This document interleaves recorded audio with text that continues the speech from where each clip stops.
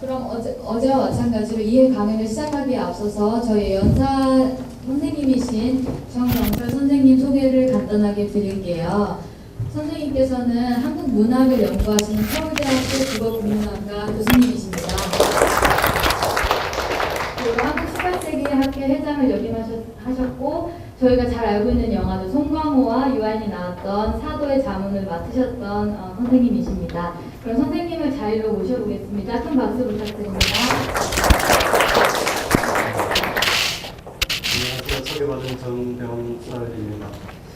오늘 사실 그 행사 일정을 보고 제가 좀 기대를 했습니다. 오늘 발표할 주제와 관련해서 사실 제가 가진 지식을 여러분들한테 전달한다기보다도 제가 가진 생각을 여러분들한테 얘기하고 여러분들의 의견을 좀 구하고 싶어서 듣고 싶어서 제가 이 자리를 기대를 했는데 비가 너무 많이 와서 여기 예정된 참석 인원들이 모두 참석하지는 못한 것 같습니다. 그래도 뭐 핵심 인원들이 다 오셨으니까 기대를 그대로 가지고 있으면서 저희 강연을 진행하도록 하겠습니다.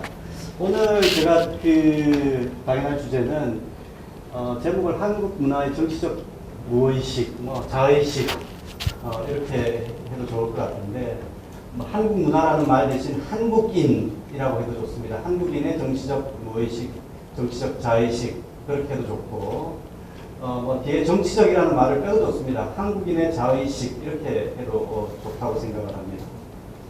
바꾸고 말하면 쉽게 질문을 다르게 던지게 되면 한국인은 한국을 어떻게 생각하고 있는가? 한국인은 한국인을 어떻게 생각하고 있는가?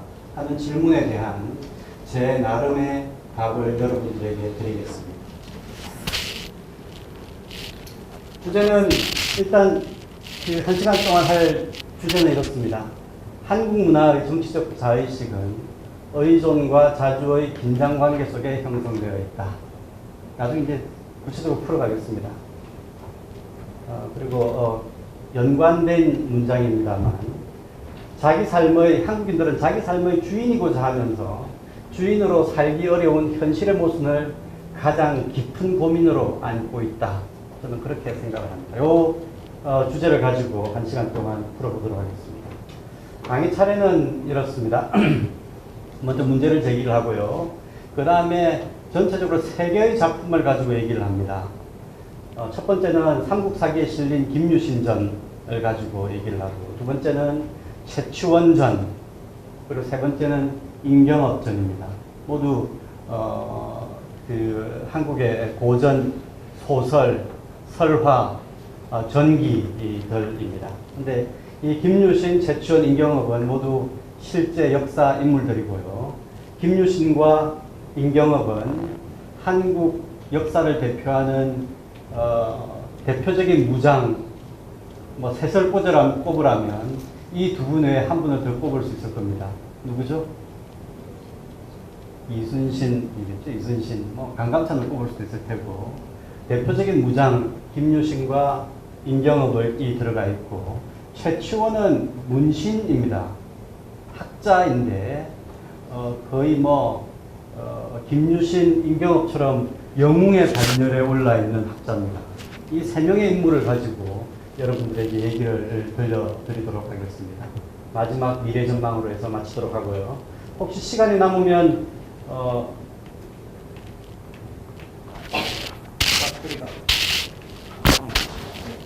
누르는 거 아닌가? 이거는 넘어가는 거고, 이건 포인트는 포인트.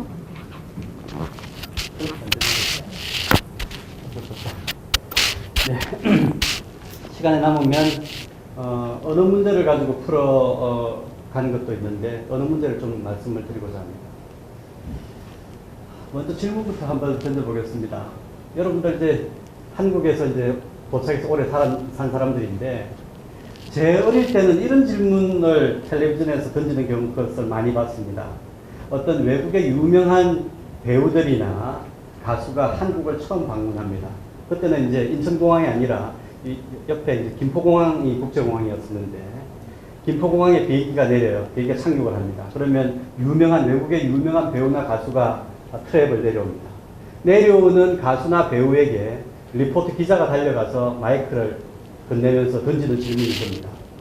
한국에 대해서 어떻게 생각하십니까? 첫 질문이에요. 제가 그 질문을 받으면 어떡할까? 굉장히 당혹스러울 것 같아요. 저는 이제만 한국에 도착했는데, 리포터가 던지는 질문은 한국에 대해서 어떻게 생각하십니까? 라는 질문을 던져요. 근데 참 현명한 사람들이 많더라고요. 대답을 어떻게 하냐면, 내가 이번에 처음 한국을 방문했는데, 아직은 한국에 대해서 잘 모르지만, 비행기를 타고 오면서 만난 한국인들이 있다. 스튜디스들이 있고, 많은 스튜디스들이나 한국인들이 있는데, 참 친절하고 좋은 인상을 줬다. 어떻게 그렇게 대답을 잘하는지 모르겠어요. 아무것도 모르는데, 질문 던진 사람이 좀 문제가 있다는 생각을 했습니다. 왜 이런 질문을 던지지? 도대체 뭘 알고 싶은 거야? 뭘 듣고 싶은 거야? 이미 답은 다 정해져 있는지 모르겠습니다. 제 생각으로는 이 리포트는 자기 질문이 아닙니다. 한국인을 대표해서 던진 질문입니다. 외국인에게서 뭔가 한국에 대한 긍정적인 메시지를 듣고 싶어 하는 겁니다. 왜 그럴까요? 어린 제 마음, 요새는 좀 그런 사람 없는 것 같아요.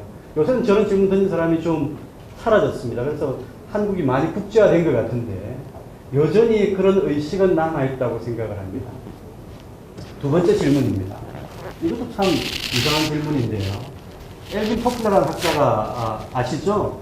최근 며칠 전에 돌아가셨는데, 엘빈 토플러가 뭐 어릴 때부터 저도 이제 고등학교 다닐 때도 엘빈 토플러의 책을 읽었습니다만, 엘빈 토플러가 아마 1990년대 말쯤에 아마 처음 한국을 방문하지 않았나 싶어요. 그때 처음 방문했을 때인 걸로 저는 기억을 합니다만, 외국의 유명한 사람이, 여러분들이 앞으로 이제 더 유명해져서 한국 방문하면 대통령이 만나자고 할 겁니다.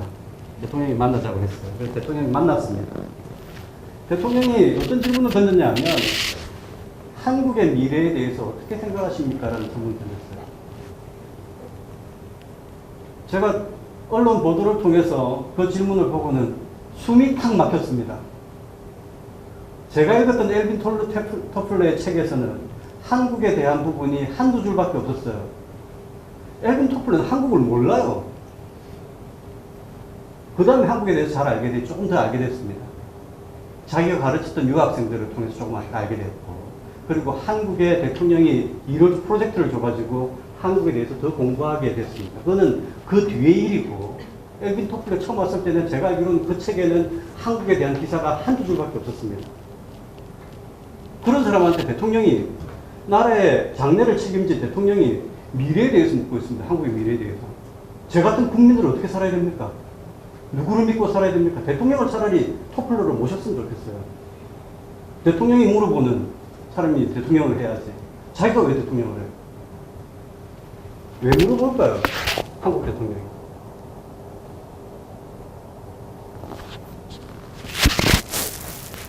어떤 친구가 몇십 년 전이죠. 저도 결혼한 지 20 몇 년이 됐으니까. 그 무렵입니다. 제 친구 하나가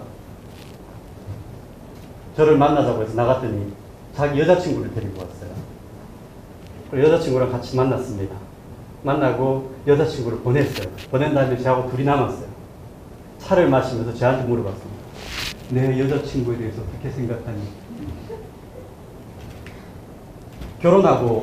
결혼을 고민하는 친구였어요. 제가 어떻게 대답하겠습니까? 네가 결정해야지. 네가 살 사람인데 왜 내한테 물어? 내가 살 것도 아닌데. 이상한 질문들 아닌가요? 저는 이상하게 받아들였습니다. 이 세 가지 질문이 모두 저한테는 이상하게 다가왔습니다. 여러분들 나라는 어떻습니까? 여러분들 나라에서는 이런 일들이 벌어지지 않나요? 어떤지 모르겠어요. 여러분들한테 묻고 싶습니다. 한국인에게 한국은 도대체 무엇인가? 한국인들은 뭔가 좋은 대답, 한국에 대한 좋은 대답을 듣고 싶어 합니다. 여러분들이 한국에 대해서 좋은 대답을 마련해 주면 유명해질 수 있습니다. 특히 정치인들, 기업가들, 행정가들, 한국의 좋은 면을 포착해서 좋은 소리 해주면 여러분들은 많이 그럴 겁니다. 오슬로 대학의 박노자 교수 같은 사람 아주 비판적인 소리 많이 하는데 별로 학자들한테 많이 불려다니는데 좀 그럴듯한 자리에는 잘 못 불려다니는 것 같아요. 한국 사람들이 뭔가 올라갈수록 뭔가 허기 같은 거, 갈증 같은 게 있는 것 같아요. 도대체 왜 그럴까? 역사적으로 저는 뭐 지금 현실 정치학자가 아니니까 역사적으로 고전을 통해서 역사를 통해서 여러분들에게 들려드리고자 합니다. 실제 사례를 하나 한번 보겠습니다. 한국인 중 해외 유학생 수가 이건 유네스코에서 발표한 건데 2014년에 학위 취득을 목적으로 1년 이상 해외 대학 유학을 간 학생의 숫자입니다. 인구가 많은 중국이 역시 1등이고요. 70만 명쯤 되죠. 인도가 뭐 인구도 역시 많은 20만 명. 1년 이상만 했습니다. 3등이 한국인입니다. 12만. 한국이라고 하지만 남북한을 합친 건 아니고 남한만 가지고 한 거죠. 5천만 인구에서 12만이고 중국은 한 14억, 5억쯤 되나요? 70만입니다. 인구 대비, 전체 인구 대비로는 굉장히 많은 사람들이 외국으로 나갑니다. 한국 사람들 뭐 거의 대부분이 외국에 대해서 외국으로 가려고 준비를 하고 있거나 가고 있거나 갈 사람들입니다. 인구 대비로 비교해 보면 비슷한 나라는 사우디아라비아밖에 없습니다. 사우디아라비아하고 비슷한 것 같아요, 숫자가. 경향도 매우 비슷합니다.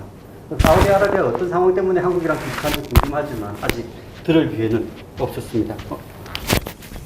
저 마이크 빠진다. 죄송합니다. 잠깐만.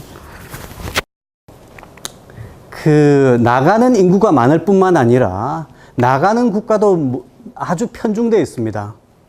보시다시피 유학 대상 국가 1위는 1번이 미국 7만 명, 2등이 일본 2만 4천 명입니다. 아마 중국도 많이 갈 것 같은데 318명, 이게 제가 느끼는 현실 감각은 아주 다른데 굉장히 많은 학생들이 가는데 뭔가 조금 이해할 수 없는 숫자입니다. 어쨌든 미국이 압도적으로 많습니다. 한국 대학에서 교수로 자리 잡고 있는 사람들 상당수는 미국 대학에서 박사를 한 사람들입니다. 특히 사회과학 분야는 아주 많죠. 미국 대학. 미국에 가서 박사를 해야지 여기 교수를 할 수 있어요. 한국에서는 공부해서는 교수가 안 됩니다. 한국은 대학이 지식 후학들을, 학문적 후학들을 양성할 수 있는 능력이 없는 나라입니다. 솔직히 말하면. 여러분들 잘못 유학 오셨어요. 자기 나라 사람들은 다 외국으로 유학 보내는 나라로 여러분들 유학 오신 겁니다. 본인도 물론 유학을 갔다 왔고. 왜 그럴까요? 냉정하게 물어야 됩니다. 유럽에서 유학 온 거하고는 좀 다른 것 같아요. 왜 한국 사람들이 이렇게 가려고 할까? 이제 아마 강연 내내 이 소리 많이 들을 겁니다. 똑같은 소리지만 멀쩡히 잘 사는 나라인데 뭐 경제적인 지표로 보나 여러 가지 지표로 보나 멀쩡히 잘 사는 나라인데 자기 나라를 지옥이라고 부르고 있어요. 정말 지옥인가? 시리아 같은 나라들도 있는데 얼마나 한국보다 못 사는 나라들이 많습니까? 경제적으로는 어려운 나라들이 많습니까? 이전에 한국이 지금보다 훨씬 경제적으로 열악했을 당시에도 우리 스스로는 헬이라고 부르지 않았습니다. 왜 더 잘 살게 됐는데 헬이 됐을까요? 왜 자꾸만 떠나려고 할까? 왜 다른 데만 생각할까? 이런 것들이 모두 저는 정치적 자의식, 무의식 속에 그런 것들이 배태되어서 나타난 형태라고 생각을 합니다. 이제 본론으로 좀 들어가 보도록 하겠습니다. 왜 이럴까? 뭐 강의 시간이 길지 않으니까 바로 제일 핵심적인 부분으로 들어가겠습니다. 김유신전에 나오는 한 대목입니다. 삼국사기 김유신전에 나오는 한 대목입니다. 삼국사기는 한국에서 가장 오래된 역사책입니다. 역사책에 본기가 있고 뒤에 가면 인물들의 전기가 있는데 그걸 열전이라고 부릅니다. 열전 가운데에서 김유신 열전은 무려 3권 분량을 차지하고 있습니다. 열전 가운데 가장 중요한 열전입니다. 김유신은 어떤 인물이냐 하면 그것부터 설명을 해야 될지 모르겠습니다. 김유신은 595년에 태어나서 673년에 죽었는데, 김유신은 이전에 한반도가 세 나라로 갈라져 있을 때, 고구려, 백제, 신라로 갈라져 있을 때, 신라 사람으로서 세 나라를 통일해서 한반도의 통일 국가를 만드는데 결정적인 역할을 한 장군입니다. 이때 신라는 가장 약한 나라였는데, 여기 중국, 당시엔 당나라입니다. 당 제국과 연합을 해서, 신라와 당나라가 연합을 해서 백제를 공격을 합니다. 백제를 공격해서 백제를 항복을 시킵니다. 당시 백제는 일본하고 외하고 연결을 해서 국제전이 벌어집니다. 660년에, 서기 660년에 국제전이 벌어지는데, 그때의 모습입니다. 백제를, 신라가 당나라와 연합을 해서 백제를 함락시키고 나니까 당나라가 그제서야 자기 속내를 드러냅니다.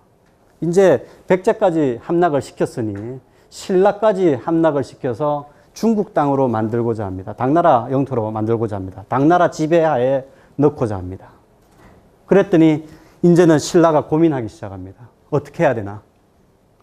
그랬더니 어떤 장군 한 명이, 우리가 바로 당나라랑 전쟁을 벌일 수는 없으니 신라 병사들을 백제인으로 변장을 시켜서 당나라를 공격하는 걸로 해서 백제하고 당나라가 싸우는 것처럼 그렇게 만듭시다. 그래서 당나라를 물리칩시다. 이런 의견을 냅니다. 그랬더니 당시에 임금인 태종무열왕 김춘추, 이름이 김춘추입니다만, 태종무열왕이 이렇게 말을 합니다. 당나라 군사가 우리를 위하여 적국 백제를 멸망시켰는데 도리어 그들과 싸운다면 하늘이 우리를 돕겠느냐? 하늘이란 소리 잘 쓰는데, 하늘이란 말은 국민들, 백성들, 여러 기반이 되는 주변에 도움이 될 만한 사람들을 가리킵니다. 당나라가 우리 위해서 싸워서 백제를 멸망시키는데 우리가 배신을 하고 당나라와 싸운다면 세상이 우리를 도와주겠느냐, 이 말이죠. 그랬더니 김유신이 답을 합니다. 개는 주인을 두려워하지만 주인이 다리를 밟으면 주인을 묻니다. 어찌 국난을 당하여 스스로를 구하지 않겠습니까? 대왕께서는 허락하소서. 김유신이 뭐라고 스스로를 불렀습니까? 스스로는 개입니다. 우리가 개야. 신라는 개야. 주인은 누굽니까? 어딥니까? 당나라죠. 신라는 개고 당나라는 주인인데, 아무리 주인이라도 주인이 개를 밟으면 우리는 물 수밖에 없다. 우리는 밟히고도 그냥 있는 개는 아니다. 이게 저는 이 한 구절이, 김유신의 이 한 구절이 한국의 정치적 자의식 또는 그 근처에 있는 무의식을 대표하는 발언이라고 생각합니다. 오늘 뭐 강의는 사실 이 정도 하면 다 끝이 나도 좋습니다. 끝이 나도 좋지만 약간 보충을 더 하겠습니다. 그래서 김유신은 전쟁을 벌여서 물리치게 되죠. 당나라를 물리쳐서 당나라가 여기서 그 한반도에서 세력을 형성하지 못합니다. 뭐 지도 보면 굉장히 먼데, 사실 당나라의 수도는 여기 시안, 여기 장안이죠. 장안인데 이 멀리까지 연합을 해서, 여기 경주가 여기 있고요. 연합을 해서 나당 연합군이 형성이 된 거죠.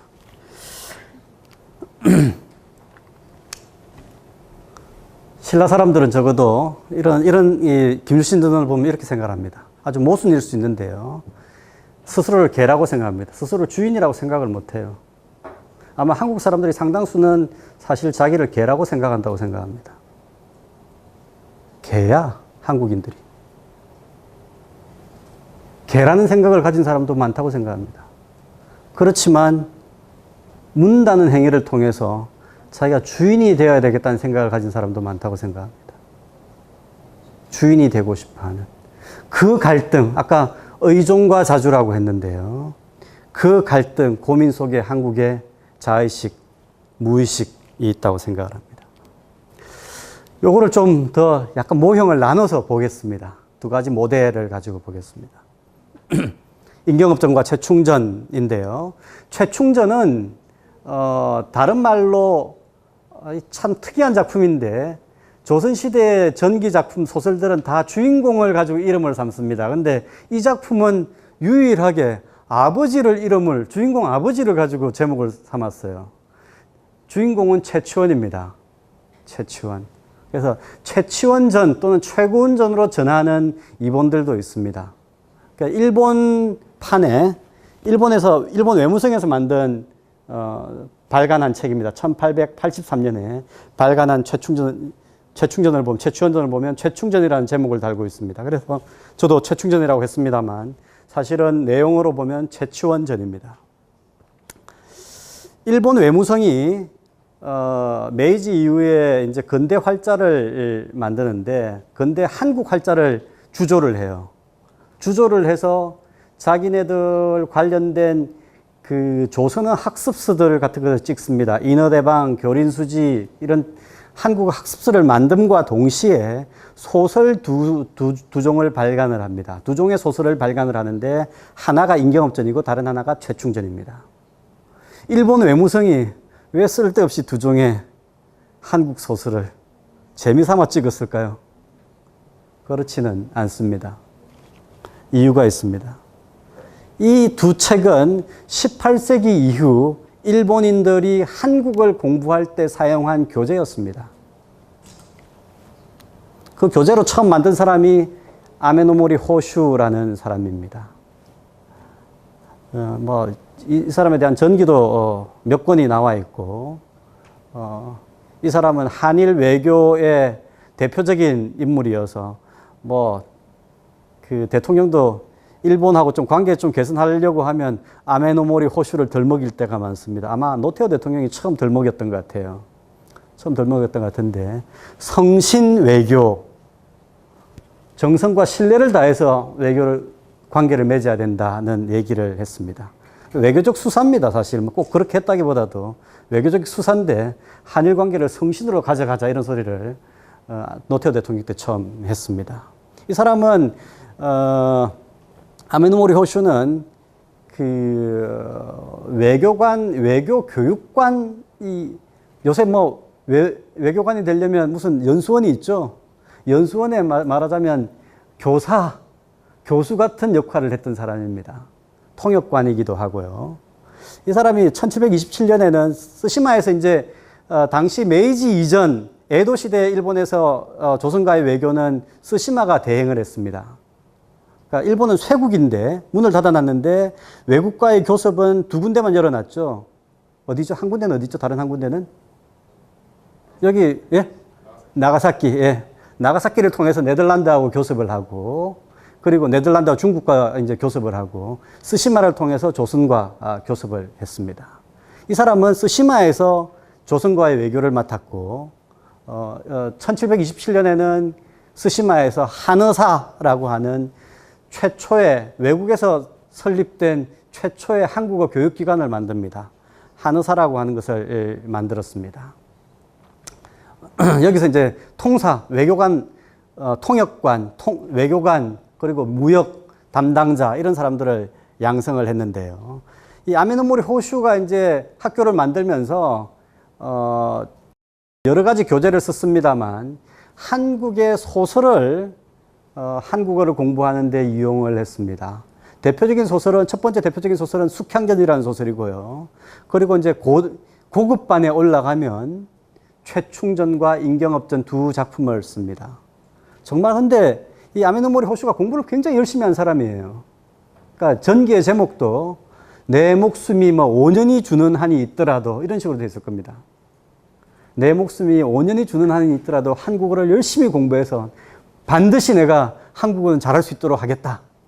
그렇게 스스로 다짐하면서 공부를 했다는 사람이에요. 그런데 자기 목숨이 5년인가 10년인가 줄더라도 열심히 하겠다는 사람인데 여러분들이 귀감으로 삼아야 될 사람입니다. 열심히 공부한 사람인데 수명이 그렇다고 절대 단축된 것 같지 않아요. 81살인가 2살까지 살았어요. 굉장히 오래 살았어요. 그러니까 뭐 여러분 열심히 공부해도 수명 단축되지 않으니까 걱정 말고 열심히 공부하면 됩니다. 이 사람의 예를 보면 그렇습니다. 이 사람이 1727년에 스시마의 하느사라는 한국어 교육기관을 만들었는데 한국의 사역원이라는 외국어 학습기관이 있었습니다. 그걸 모델로 삼아서 만들었고요. 거기에 두 작품을 선정을 했는데 최충전과 임경업전. 근데 최충전과 임경업전을 선택한 것은 저는 탁견이라고 생각을 합니다. 제가 이제 고전소설 전공자인데요. 연구자인데 한국을 가장 균형감 있게 알 수 있도록 만드는 두 작품을 대라면 최치원전과 임경업전을 들 수 있다고 생각을 합니다. 이 사람이 정말 열심히 공부했던 사람이 분명하다고 생각합니다. 어떤 작품인가 그렇다면 먼저 이제 단적으로 말씀드리면 최치원전은 굉장히 민족주의적인 자주를 주장하는 그런 인물로 그려진 사람이고 임경업전의 임경업은 굉장히 의존적인 외세 의존적인 그런 성향을 보인 인물로 그려져 있습니다. 최충전은 최고운전, 최치원전, 고운은 최치원의 호입니다. 호인데요. 줄거리는 시간 그래도 줄거리를 조금 알아야지 되겠죠. 짧게 보겠습니다. 아주 동화적인 작품입니다. 최치원은 어릴 때 어머니가 금돼지에게 납치되어 갔다가 돌아와서 낳습니다. 아버지가 의심을 하죠. 어머니가 금돼지하고 관계를 맺어서 아들을 낳았다고 생각해서 의심을 해서 최치원을 버립니다. 길바닥에 버리는데 영웅은 길바닥에 버려져도 죽지 않습니다. 짐승들이 날아와서 품어주고 그래가지고 다 살아납니다. 근데 이 어린 아이가 집으로 돌아가지 않아요. 영웅은 항상 외롭고 그렇죠. 돌아가지 않고 도섬이라는 곳에 갑니다. 도섬은 마산 앞바다에 있는 섬입니다. 지금 이 부산 옆에 마산 앞바다에 있는 도시라는 건 돼지를 가리킵니다. 돼지섬입니다. 도섬에 가서 혼자서 글 공부를 합니다. 그런데 최치원이 글을 읽는데요. 글 읽는 소리가 중국까지 들려요. 아까 장안까지, 검은 장안까지 최치원의 글 읽는 소리가 들립니다. 옛날 소설들 보면, 야담들 보면 남자 주인공들이 책 읽는 소리에 홀딱 빠진 아가씨들이 많습니다. 책 읽는 소리 그리 듣기 좋았던 모양이에요. 최치원의 글 읽는 소리를 중국의 황제가 듣습니다. 당나라 황제가 듣습니다. 깜짝 놀래요. 책 읽는 소리만 듣고도 훌륭한 인재라는 걸 압니다. 어디서 들려오는 소리인지 모르겠지만 이렇게 훌륭한 인재가 어디에 있는지 알아보라고 합니다. 그래서 사람을 막 보내가지고 찾아봤더니 신라까지 오게 됐습니다. 신라에 와서 보니까 오는 길에 어떤 아주 작은 꼬마를 만나요. 꼬마를 만나서 말을 물어보는데 그때는 다 뭐 소통이 다 됐던 모양이에요. 그냥 중국 사람하고 한국 사람하고 물어보는데 중국 사신이 와서 아주 이제 석학들이죠. 아이한테 질문을 던지는데 아이가 답변을 너무 잘해요. 시를 던졌더니 화답을 바로 합니다. 5살, 6살짜리 애가 깜짝 놀래요. 더 들어볼 필요도 없다. 더 찾아볼 필요도 없다. 한국에는, 신라에는 이렇게 작은 꼬마들도 이렇게 훌륭하니 다른 더 훌륭한 사람 찾아볼 것도 없다. 이게 일이 급하니 먼저 중국으로 돌아가야 되겠다. 돌아갑니다. 그 사신이 만났던 사람이 최치원입니다. 동화입니다. 동화니까 너무 이제 심각하게 들을 건 없어요. 그러니까 발칵 뒤집힙니다. 신라가 아주 무서운 나라다. 인재들이 아주 많고 무서운 나라다. 그러니 그대로 둬서는 안 된다. 신라를 공격해야 되겠다. 그러기 위해서 공격의 빌미를 찾기 위해서 함을 보냅니다. 함을 보내면서 함에 뭘 넣어서 보내면서 뭐가 들었는지 열지 않고 맞춰보라고 합니다. 그런 비겁한 일이 어디 있어요. 열지 않고 맞춰보라니. 이제 만일의 질문에 이 함에 뭐가 들었는지 밝히지 못하면, 찾지 못하면 공격하겠다는 협박을 곁들입니다. 신라가 이제 발칵 뒤집혔죠. 그런데 최치원은 당시 이제 승상집에서 심부름을 하고 있었는데 그 얘기를 승상이 고민하는 얘기를 듣습니다. 제가 하겠습니다. 나섰어요. 나서가지고 탁 보더니 이 안에는 계란이 들었습니다. 여러분, 계란이 들었어요. 더 당황했죠. 이제 중국이 당나라가 더 당황했습니다. 할 수 없이 최치원을 신라에 뒀다가는 우리가 어떻게 될지 모르니 화근인 최치원을 제거해야 되겠다고 최치원을 중국으로 부릅니다. 최치원은 이제 중국으로 건너가죠. 건너가는 배를 타고 이제 중국으로 건너가는 사이에 신인을 만나서 뭐 빨간 주머니, 파란 주머니, 주머니 같은 걸 받습니다. 이상한 걸 받고 뭐 몇 가지 이상한 일을 한 다음에 중국 당나라 장안으로 들어갑니다.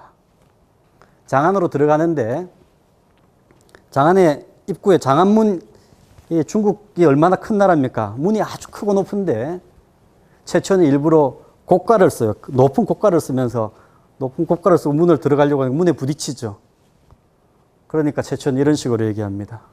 내가 신라에서는 내 쓸 모자를 쓰고 당당히 왔다 갔다 출입을 했는데 중국이 큰 나라라 그러더니 내 모자 쓰고 출입도 못 하겠구나. 이렇게 이제 조롱을 하면서 들어가요.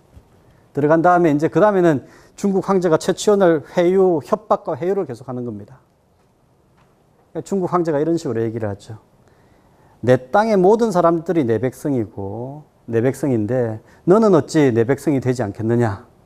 그랬더니 최치원이 주머니를 탁 던지니까 구름이 싹 만들어져요.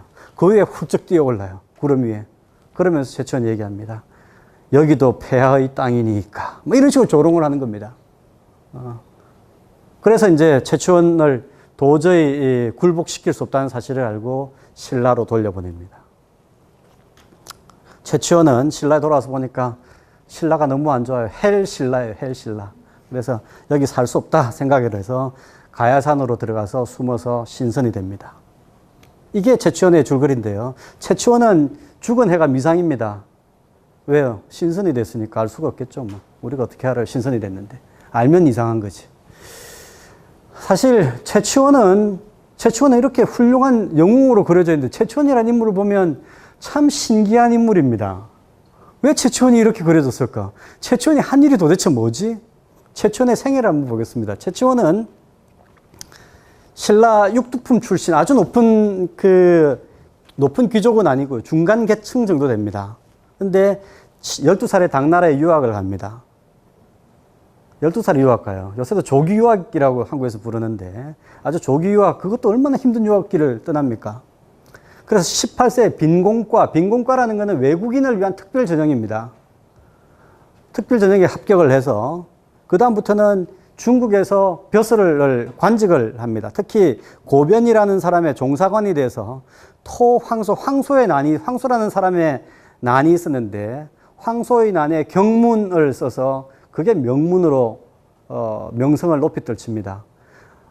이 최치원이 쓴 토황소 경문, 이것을 황소가 읽고는 깜짝 놀라서 말에서 떨어졌다는 거예요.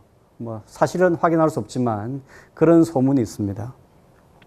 그러고 29살에 귀국합니다. 토황소 경문이 명문이라고 하지만 뭐 중국에서는 명문이라고 치는 것 같지는 않아요. 지금도 똑같습니다. 한국 사람들이 한국에서 유명해지려면 외국에 가서 성공하고 오는 게 더 빠릅니다. 애나 지금이야 똑같아요. 그러니까 한국에서는 유명해질 수가 없어요. 최치원이 그런 케이스입니다. 최치원이 한 일이 뭐가 있는가? 빈공과 합격한 사람들 발해까지 치면 100명이 넘습니다. 최치원 혼자 유학 갔고 최치원 혼자만 빈공과 합격한 사람 아닙니다. 왜 최치원만 유명해졌을까? 최치원은 신라에 돌아와가지고 여기 뭐 지방에 말하면 수령, 요즘 말하면 시장 뭐 이 정도 이런 것들까지 합니다. 그러고 나서 뭐 불승의 사삼빈명이라고 해서 선사들의 전기를 써주기도 하고 뭐 그런 활동 정도 합니다. 특별히 눈에 띄는 활동이 없어요. 여러분들 뭐 여기 한국 학생들이야 최치원 시도 좀 추야 우중 같은 시를 배웠겠지만 시 몇 편 적은 거 외에 도대체 최치원이 한 일이 뭐가 있나 싶은데 유교에서 보면 유교의 태도라고 부릅니다. 한국에서.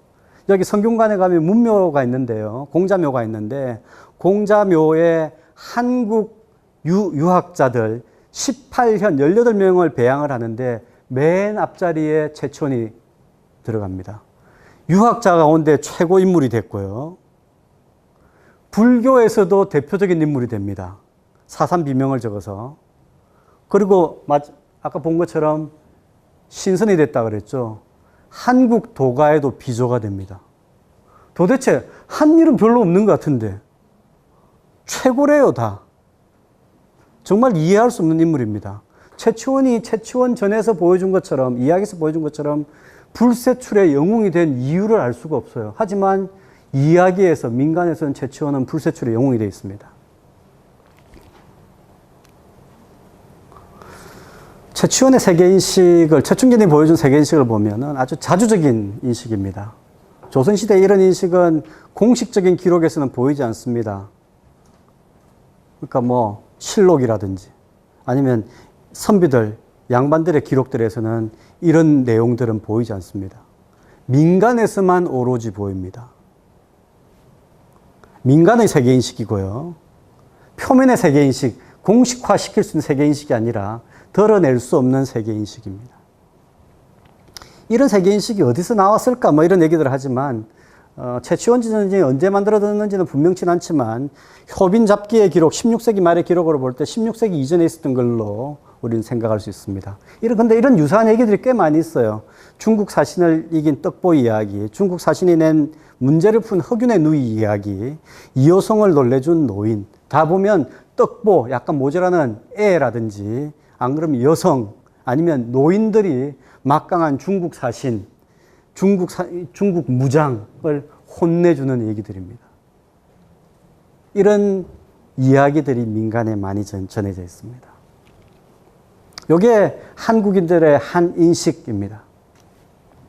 다른 인식, 임경업전은 전혀 다른 이야기인데요. 임경업전은 이순신보다도 조선시대에는 더 유명했던 사람입니다. 이순신은 근대 이후에 유명해진 사람이고 임경업이 제일 유명한 사람이어서 18, 19세기에 제일 유명한 무장은 임경업입니다. 어떤 사람은 임경업전 읽어주는, 길거리에서 임경업전 읽어주는 이야기꾼이 있었는데 임경업이 시리한 대목에서 화가 나가지고 이야기꾼을 칼로 찔러 죽인 사건도 있었습니다. 얼마나 열받았던지. 살인사건까지 만들어낸 그런 인물입니다. 임경업전 이야기를 보면 임경업은 임경업전 소설하고 실제 역사하고 아주 크게 동떨어져 있지는 않습니다. 임경업의 줄거리를, 저는 전의 줄거리를 보면 중국에서 명나라 말기죠. 명나라 말기에 중국에 사신으로 갔더니 마침 만주에서는 후금이라는 나라가 일어서고 있었습니다. 후금에서 난리가 났어요. 그래서 임경업을 파견을 시켰더니 임경업이 후금의 난리를 진압을 했습니다. 진압을 해서 임경업을 명나라에서 굉장히 인정하는 장수로 높여줬어요. 그러고 나서 이제 임경업은 중국에서 명성을 떨치고 한국으로 돌아왔습니다. 한국으로 좀 돌아왔더니 조금 있으니까 후금이 청나라가 됐죠. 청나라가 돼서 조선을 공격을 합니다. 그게 병자호란이라고 부르는 전란이죠. 1637년입니다. 이 전란에 이제 소설은 청나라가 조선을 공격하려고 보니까 제일 무서운 게 임경업이에요. 그래서 임경업을 피해서 서해 바다를 통해서 조선을 공격을 한 걸로 되어 있습니다. 소설은 실제로는 전혀 그렇지 않고요. 그대로 임경업 무시하고 내려옵니다. 임경업이 그 청나라의 작전은 조선의 방어 전술은 산성전입니다. 산에 성을 만들어서 거기서 산성을 지키는 전략을 취하고 있는데 청나라는 산성은 무시하고 대로 따라서 그냥 서울까지 진격하는 전략을 취합니다. 그러니까 뭐 가만히 있다가 그냥 서울까지 공격을 당한 게 병자호란 때의 모습인데 어쨌든 임경업을 피해서 내려와서 조선을 공격을 해서 항복을 받습니다. 임경업이 화가 났죠. 기한하던 청나라 군대를 공격을 해서 청나라 군대를 괴멸을 시킵니다. 근데 실제 역사에서는 300명 정도를 죽인 전과가 있었다고 해요. 아주 소규모 전투가 있었습니다. 아주 대규모라고 말할 수 없는 전투. 청나라의 전군에 비하면 그런 전과를 올린 게 있다고 얘기를 합니다. 어쨌든 청나라에서도 임경업을 무서워하기 시작하니까 임경업을 청나라로 불러오라고 합니다. 불러오라고 했더니 볼모로 끌려가던 차에 도망을 칩니다. 도망을 쳐서 명나라로 갔다가 잘 아는 중에, 독보라는 중에 스님의 배신으로 청나라에 압송이 돼서 청나라에서 갇혀 지내게 되는데 청나라에서 황제가 인경을 보니까 너무 훌륭한 사람이에요. 그래서 회유를 하지만 회유에 굴하지 않았고, 그러던 차에 마침 조선에서 인경업을 영모죄로 엮어서 조선으로 부릅니다. 인경업은 조선에 돌아오자마자 간신 김자점에 의해서 맞아 죽게 됩니다. 그러니까 청나라를 두려움에 떨게 했던 인경업을 정작 죽인 사람은 조선 정부입니다. 그래서 이 인경업전을 보면 인경업은 굉장히 명나라를 잘 따르는 사람이고, 오랑캐 나라라고 부르는 청나라에 대한 반감이 매우 강한, 그렇지만 시대를 잘못 만났고 정부를 잘못 만나서 억울하게 죽은 사람이 됩니다. 아까 최치원이 자기 나라를 최고로 치는 사람이라면, 인경업은 명나라, 중국을 최고로 치는 그런 세계인식을 가진 사람입니다. 전혀 다르죠.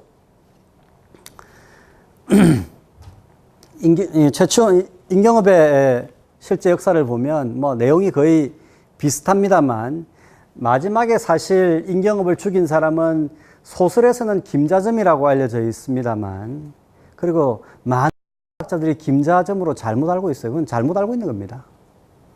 그러니까 많은 요즘 역사가들의 기술이 자기 전공이 아닌데 막 어디서 주워 들은 가지고 쓰는 역사가들이 많아요. 여기 뭐 네이버나 이런 데 올린 거 보면 그런 글들이 꽤 많습니다. 소문 듣고 쓴 역사들입니다. 인경업을 죽인 것은 김자점이 아니라 사실은 인조입니다. 임금이 죽였어요. 실록 보면 그게 분명합니다. 임금이 친국에서 죽였습니다.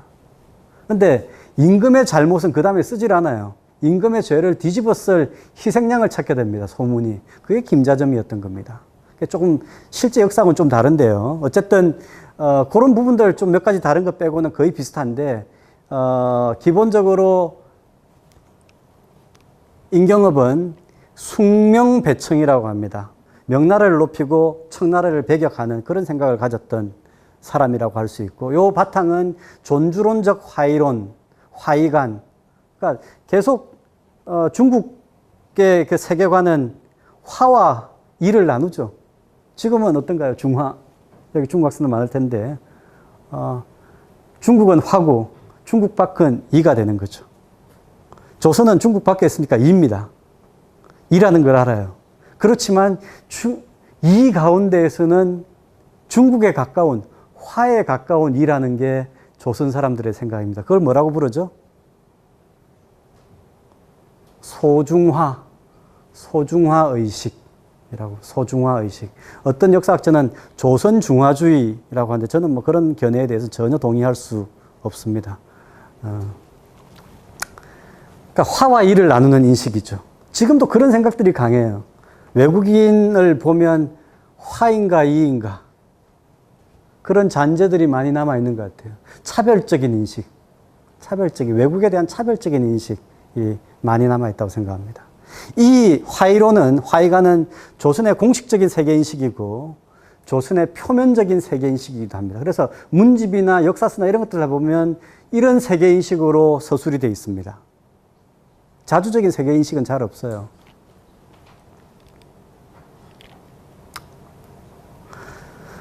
아까 이제 봤던 최충전, 최치원전은 한국이 중심이자 주인이라는 생각을 가지고 있습니다. 근데 조금 이야기도 보면 좀 동화적이고 이상적이죠. 실제 얘기가 아닌 것 같죠. 인경업전은 한국이 중심 또는 주인이 아니라는 생각을 가지고 있습니다. 중심 주인 어디 있습니까? 중국에 있죠. 중국이 중심이고 중국이 주인이라는 생각을 가지고 있죠. 그게 현실적인 인식입니다. 흔히들 많이 쓰는 표현으로 하면 4대 의식입니다. 4대 의식. 외교 관계는 4대 교린이라 그러죠. 4대 자소라고도 하고. 큰 것들은 섬겨야 된다는 겁니다. 그런 인식이 굉장히 강하죠. 지금 한국, 여기 외교 관련으로 공부한 학생들이 많으니까, 이전에는 중국하고 한국의 관계지만, 조선의 관계지만, 지금은 대표적으로 아마 미국과 한국의 관계일 겁니다.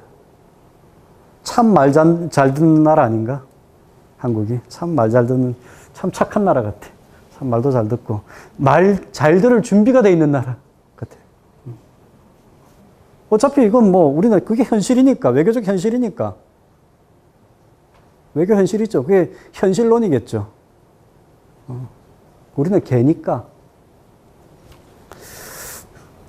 그런 생각들을 많이 합니다. 사대주의라고도 하고, 사대의식이라고도 하고, 뭐, 소국의식도 굉장히 강합니다. 한국 사람들이. 자기 나라를 소국이래요. 여기 뭐 어떤 나라에서 왔는지 몰라도 한국이 남북한을 치면 한 7천만이 좀 넘는 나라인데, 7천만이 넘고 경제적으로는 아마 GDP라고 하나요? 12, 13위, 잘 나갈 때는 10위까지 올라갔나? 그런데 소국이래요, 자기들이. 계속 소국이라고 주장해. 우리 학생 있는 나라는 200만, 인구 200만이라 그랬나? 200만 명. 그러면 마이크로 국가인가? 그러면 7천만이 소국이면. 근데 소국이라는 생각을 가지고 있어요. 소국 인식이 굉장히 강합니다. 우리는 소국이에요. 요새는 뭐 강소국이니 그런 소리를 씁니다. 강소국은 또 무슨 말이에요? 외교 쪽에서 많이 쓰는 표현들이죠. 중강국? 말을 막 지어냅니다. 지어내는데 왜 그렇게 비참하게 만드는지 모르겠어. 소국의식이 굉장히 강합니다. 소중화의식, 마찬가지. 소중화의식은 조선뿐만 아니라 고려 때부터도 있었습니다. 소중화라는 게 그렇게 썩 좋은 말로 안 보입니다. 동방예의지국, 예를 들어서 동방예의지국. 어릴 때 저는 참 많이 들었던 말입니다. 동방예의지국. 동방예의지국이란 말을 옛날에 들을 때는 참 예의와 에티켓, 매너가 좋은 나라, 동방에. 한국은 그런 나라야. 그런 건 줄 알았어요, 사실은. 근데 공부하면서 보니까 전혀 그런 의미가 아니에요. 실제로 뭐 예의가 그렇게 있지도 않잖아. 그런 에티켓, 매너 이런 건 별로 좋은 나라 같지도 않은데. 어때요? 여러분들 인식은 어떻습니까? 동방예의지국이라는 것은 중국의 관점으로 볼 때 상하 예의를 잘 지키는, 중국이 아버지 형님 나라고 동생 아들 나라라는 그런 예의를 잘 지키는 나라, 말을 잘 듣는 나라 이런 뜻입니다. 동방예의지국이라는 게. 그런 걸 모르고 우리도 자랑스럽게 썼어요. 어릴 때. 동방예의지국이죠. 참 말 잘 듣지. 중국 옆에 있으면서 한 번도 만주족도 청나라가 중국을 공격했고 몽골도 그랬고 한국은 버젓하게 나라를 5,000년 유지하면서도 한 번도 중국에 먼저 공격을 한 적이 없었던 것 같아요. 참 예의를 잘 지킨 나라, 참 착한 나라, 참 말 잘 듣는 나라, 말 잘 들을 준비가 된 나라. 소구의식 인정하면 소중화의식. 정옥자 교수 같은 분이 조선중화주의라고 했는데 저는 뭐 결단코 조금도 찬성할 수 없는 말입니다. 듣기 좋은 소리지만 현실이 아닌 것 같아요. 국사편찬위원장까지 지낸 분이지만 자꾸만 듣기 좋은 얘기를 하고 싶어 하고 그렇게 생각을 하려고 하는 경향이 있습니다. 이게 공식적 사상입니다. 사대주의, 사대의식이거나 아니면 조선중화주의 이 정도가 공식적 생각입니다. 근데 그 저류에는 우리가 개지만 개에서 벗어나고자 하는 생각이 강하게 있다는 겁니다. 대한민국이라는 게 우리나라의 국호입니다. 대한민국이라는 게. 한국이라고도 부르고요. 한국도 한도 크다는 뜻이죠. 한강할 때 한 크다는 뜻입니다. 한 맺힌 것 같아요. 크다는데. 뭐 영국도 그렇더라마는 그레이트 브리튼 좀 불쌍해 보입니다. 그런 거 막 갖다 붙이는 나라들이 좀 불쌍해 보이는데 저는 대자를 갖다 붙입니다. 대한민국. 대한민국의 대자가 무슨 뜻일까요? 무슨 뜻인지 알아요? 네? 크다. 크다는 것은 표면적인 뜻이고 이면의 뜻은 독립이라는 뜻입니다. independent라는 뜻입니다. 소라는 말을 붙이는 것은 독립되지 않은 이라는 뜻입니다. 소국의식이라는 말은 소국이라는 말 소자를 붙인다는 것은 독립되지 않은, 독립할 뜻이 없는 종속적 지위에 만족하는 이런 뜻입니다. 대한민국이 갑자기 땅이 커진 게 아니잖아요. 조선에서 대한이라는 말을 붙였을 때 땅이 커져서 대자를 붙인 게 아니라 이제는 소에서 벗어나겠다는 의지의 표현입니다. 고종 때 1897년에 고종이 대한이라고 대자를 붙인 이유는 바로 거기에 있습니다. 이제 더 이상은 중국의 종속 국가로 살지 않겠다라는 표현입니다. 대자라는 게 크다는 뜻이 아닙니다. 그런데 요새는 이제 뭐 어느 고등학교에 여기 무슨 고등학교 있으면 앞에 대 무슨 고등학교 이렇게 붙이죠. 자기네들이 동창회 하면. 왜 붙이는지 모르겠어요, 갑자기. 왜 붙이는지 모르겠어요. 그 독립이라는 뜻은 아닐 겁니다, 그때는. 근데 대한의 대자는 독립이라는 뜻입니다. 아미노모리 호슈는 설화적 소설 둘, 최충전과 임경업전을 이용해서 한국 사람이 가지고 있던 양가적인 의식을 균형감 있게 일본인에게 전달하기 위해서 두 작품을 선정했다고 생각합니다. 아미노모리 호슈가 쓴 교린재성이라는 책 같은 게 있는데요. 한국에 대한 가이드북 같은 책인데 그런 것들을 보면 아미노모리 호슈라는 사람이 굉장히 한국에 대한 인식이 균형감이 있고 상대주의적이라는 것을 알 수 있습니다. 아주 높은 외국에 대한 높은 이해도를 가졌던 사람이고 한국을 잘 알았던 사람인데 한국인이 가지고 있는 두 가지 생각들. 한국인을 만나보면 어떤 사람은 막 자기 의식이 굉장히 강한 사람이 있고 어떤 사람은 매일 중국에 끌려다니는 듯한 그런 모습을 보여주는 사람이 있지만 그 두 사람이 모두 다 한국인이라는 사실을 잊어서는 안 된다라는 것을 일본인 후학들에게 가르쳐 주고 싶었던 것 같아요. 굉장히 잘 봤다고 생각합니다. 마지막 이제 뭐 끝을 내겠습니다. 이런 인식들은 아마 여러분들이 한국에 도착하자마자 무수하게 많이 겪었던 생각들일 겁니다. 아마 많이 들었을 거예요. 한국 사람들이 이런 의식들을 보여주는 것을 많이 들었다고 생각을 하는데 한번 이 한국의 주체성이라는 탁석산이라는 분이 쓴 책을 보겠습니다. 이것도 그런 의식들이 막 섞여 있어요. 섞여 있는 걸 잘 보여줍니다. 한국의 주체성이라고 했지만 주체성을 한번 찾아보자는 뜻이니까요. 지금도 약소국이고 탁석산이라는 분은 한국을 약소국이라고 그랬어요. 미국에 비하면 약소국이고 중국에 비하면 약소국이죠. 한국 바로 옆에는 세계에서 제일 인구가 많고 큰 중국이 있고 바로 또 바다 건너에서는 경제력이 지금은 갈수록 떨어지지만 2위, 3위, 4위로 지금 한 3위쯤 되나요? 3위인 일본이 있습니다. 여전히 저력이 있는 나라가 있습니다. 세계에서 슈퍼파워 가운데서도 파워들이 둘 사이에 끼어 있어요. 그래서 약하게 된 겁니다. 약하고 작다라는 뜻은 상대적인 것 같아요. 그런 면에서 약하고 작을 수 있지만 아마 한국이 유럽에 있었으면 독일, 프랑스하고 거의 비슷하겠죠. 규모로 보면. 독일, 프랑스가 약소국이라 그러던가요? 왜 그렇게 한국 사람들은 스스로 그렇게 계속 눌러왔을까? 지금도 약소국이고 앞으로도 강대국이 될 가능성이 별로 없어 보이는 한국은 어떻게 살아야 되는가? 미래까지 진단을 했습니다. 강대국이 될 가능성은 없다 그랬어요. 그럴지 모르죠. 갑자기 작은 나라가 큰 나라 되진 않을 테니까. 이 특별한 인식이나 특별한 미래 예견은 아닙니다. 누구라도 예견할 수 있는 일입니다. 조그만한 나라가 갑자기 큰 나라가 되진 않겠죠. 이 문제를 논하기 위해 현재 우리가 놓인 처지를 냉정하게 살펴봐야 할 것이다. 이 말한 것은 냉정하지 않은 사람이 많다는 뜻입니다. 21세기 벽두에 대부분의 신문이나 방송은 장밋빛으로 가득 찬 미래를 펼쳐놓았다. 많은 석학들은 석학이라고 하는 사람이죠. 석학이 과연 공부를 열심히 한 사람들인지는 모르겠습니다. 보면 공부 안 하는 사람들이 석학이라는 얘기를 많이 달고 있는 것 같은데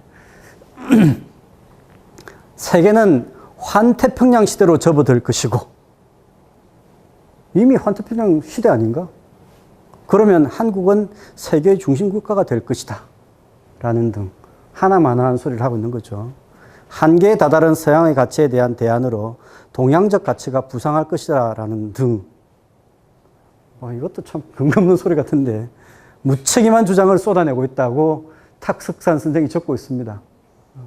무책임한 소리를 하는 것은 예외로 치고 자기는 냉정하게 보자는 겁니다. 그러면 탁석사는 한국의 미래를 5가지 가능성으로 제시를 하고 있습니다. 자력갱생의 길, 어디, 자력갱생, 이거는 1970년대 한국에 쓴 표현들인데 쓰고 있습니다. 자력갱생. 미국의 51번째 주로 편입, 현지 고용인, 강대국의 길, 약소국이면서 주체적인 국가의 길, 다 스스로 예견하면서, 이건 예견이 아니고 뭐 가능성은 다 풀어놓은 거죠. 3번 가능성이 제일 높다고 봤습니다. 현지 고용인. 미국에서 일 시키면 시켜서 이제 하는 거죠. 미국 픽사에서 만화 만들면 여기서 만화 그려주는 겁니다. 일본의 뭐 만화 회사에서 만화 원작하고 다 만들어 놓으면 여기서 이제 열심히 색칠하는 그런 일만 하고 살 거다, 니네들. 그리고 탁석산 선생이 우리한테 가르쳐 주고 있습니다. 뭐 그렇게 살 수도 있겠죠. 그렇게 살 수도 있지만, 제가 여러분들한테 말씀드리고 싶은 것은 왜 그럴까, 한국은? 한국은 왜 스스로를 이런 식으로만 보고 있을까? 그리고 이런 의식이 너무도 강한 것 같아요. 제 눈에는 그렇습니다. 여러분들 이제 외국 여러 나라에서 온 학생들이니까 한국을 어떻게 보고 있는지 모르겠습니다. 그리고 여러분들 나라에서는 여러분들 나라를 어떻게 이해하고 있는지 모르겠습니다. 저는 한국인들이 가지고 있는 기저에 깔려있는 중요한 의식, 정치의식을 이걸로 봤습니다. 의존과 자주의 긴장관계, 그걸로 봤는데 여러분들 나라에서는 어떻게 보고 있는지, 한국은 어떻게 보는지, 그리고 여러분들은 여러분들 나라를 어떻게 보는지, 그런 얘기들을 남은 시간 뭐 1시간쯤 있나요? 1시간쯤 동안에 여러분들 얘기를 좀 듣고, 저한테 뭐 너무 많은 대답을 기대하지 마시고 여러분들이 많은 얘기를 좀 들려주셨으면 고맙겠습니다. 이상으로 그 강의를 마치도록 하겠습니다. 고맙습니다. 말씀하신 것처럼 궁금한 점 있으시면 여쭤보셔도 되시고요.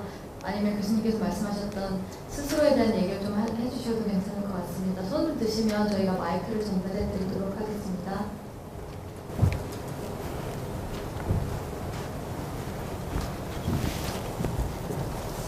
안녕하세요, 교수님. 저는 중앙대학교 국어국문학과 지금 석사 2차 재학 중인 허기라고 합니다. 아까 이제 강연을 잘 들었습니다. 듣는 내내 되게 안타깝고 이제 가슴 아픈 역사를 되게 기억이 남았는데, 교수님께서 주로 한국 입장에서 이제 수천여 역사를 이렇게 어떻게 주로 대외적으로 어떻게 흘러왔는지를 이제 두 작품 몰아서 말씀하셨는데, 근데 제가 봤을 때 약간 좀 내면적으로 한국인들을 이제 갑을 관계하에 되게 그런 틀에 박혀 있는 것 같아요. 보면은 대외적으로뿐만 아니라 내부적으로 그런 질서라도 될까요? 네, 되게 문제점이 있는 것 같다고 생각해서, 혹시 내면적으로 어떻게 이런 문제를 해결해서 자신에 대한 의식을 이제 이끌어내고 이제 내부적으로부터 변화하며 외부적으로 나중에도 이제 긍정적으로 변화할 수 있을지, 혹시 그런 생각이 있으신지 말씀 부탁드립니다. 좋은 질문 감사합니다. 제가 하고 싶은 얘기를 질문으로 던져주셨는데, 저희 강의 이제 한국인들 자의식이 결과적으로 어떤 영향을 미칠까 생각을 해보면 긍정적인 부분도 있는 것 같아요.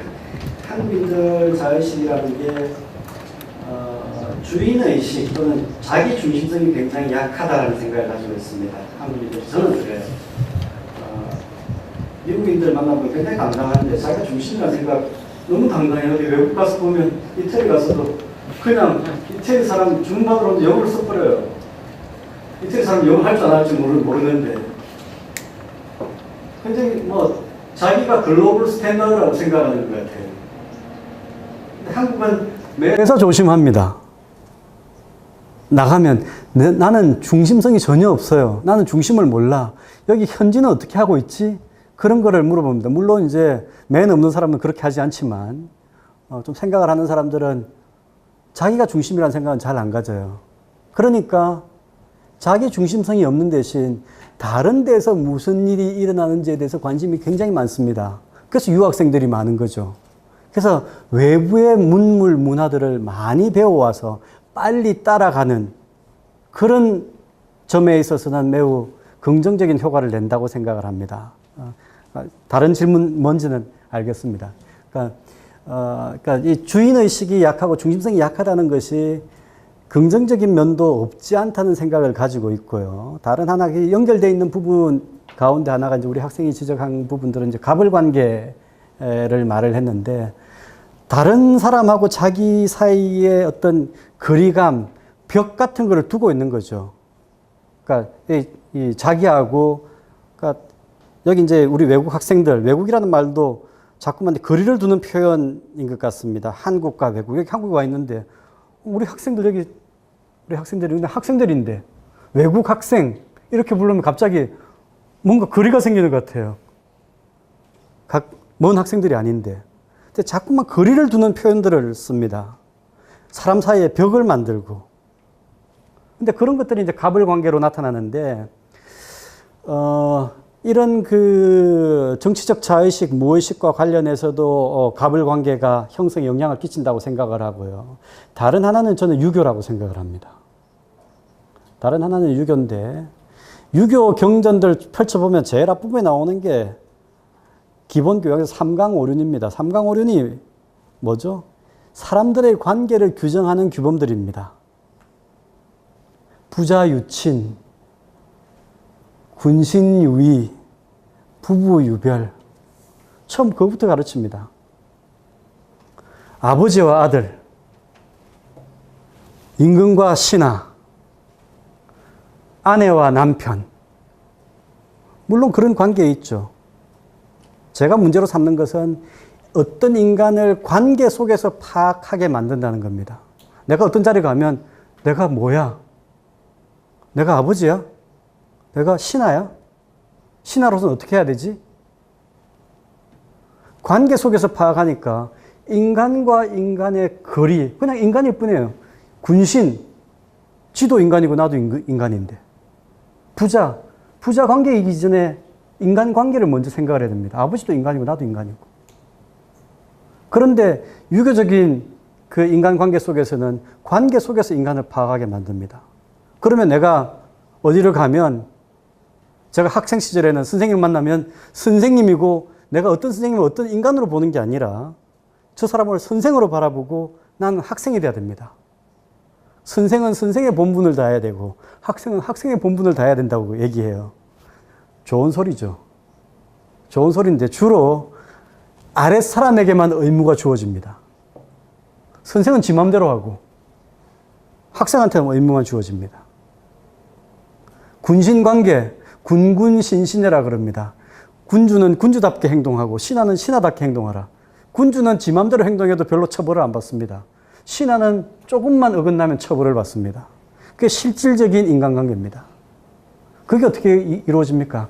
그게 바로 갑을관계로 이루어진다고 생각을 합니다. 저는 유교가 가진 장점도 있겠지만 유교가 가진 큰 폐해가 인간을 인간으로 보지 않게 한다는 점이라고 생각합니다. 그리고 한국 사회가 거기에 오랫동안 침륜되어 있어서 오히려 유교의 원조인 중국보다도 더 유교적인 것 같아요. 그래서 이것을 어떻게 바꿔야 되는가? 그 문제도 제가 큰 숙제로 가지고 있습니다. 이건 이제 다른 차원인데요. 인간을 인간으로 보게 만드는 사업들이, 과업들이 꼭 이거는 한국만의 문제는 아니라고 생각하고 한국에서는 유교가 큰 역할을 했다고 생각하지만 다른 나라에서도 여러 가지 장애 요소들이 인간을 인간으로 못 보게 만드는 것 같아요. 제가 요새 주목하고 있는 부분은 제노사이드입니다. 학살이라는 문제입니다. 인간을 인간으로 봤을 때 일어날 수 없는 일이기 때문에 인간을 인간으로 보지 않고 일어났던 수많은 학살들의 배경은 무엇인가 하는 문제에 천착을 하고 있습니다. 왜? 한국 쪽, 저는 한국 문학이 연구 중심이니까 한국에서 일어나는 일을 좀 객관화시켜서 볼 수 있으리라 생각을 합니다. 우리 학생의 질문에 조금 이제 답변이 됐나요? 네. 전공이 뭔가요? 국어학? 네, 알겠습니다. 고맙습니다. 좋은 질문. 네, 잘 들었어요. 저 이름은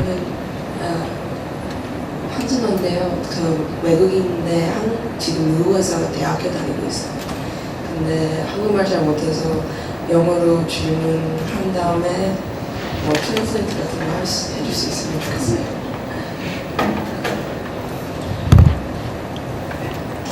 So I have two different questions. My first one is that you've been attributing a lot of the trends that you see in classical Korean literature to Confucian histories, but it is interesting that Confucianism originated in China, and yet you just said that it seems to have persisted more in Korea than it has in China. So I was wondering if you have any hypotheses as to why that's the case and why it's been preserved so to such like a strong degree in Korea. And that's the first question. 질문 먼저 첫 번째 질문부터 답을 할까요? 네. 네. 그건 아주 어려운 질문이고, 제가 제 답변이 만족스러운 답변이 되게 어려우리라 생각을 합니다. 유교 모국이 중국인데 중국은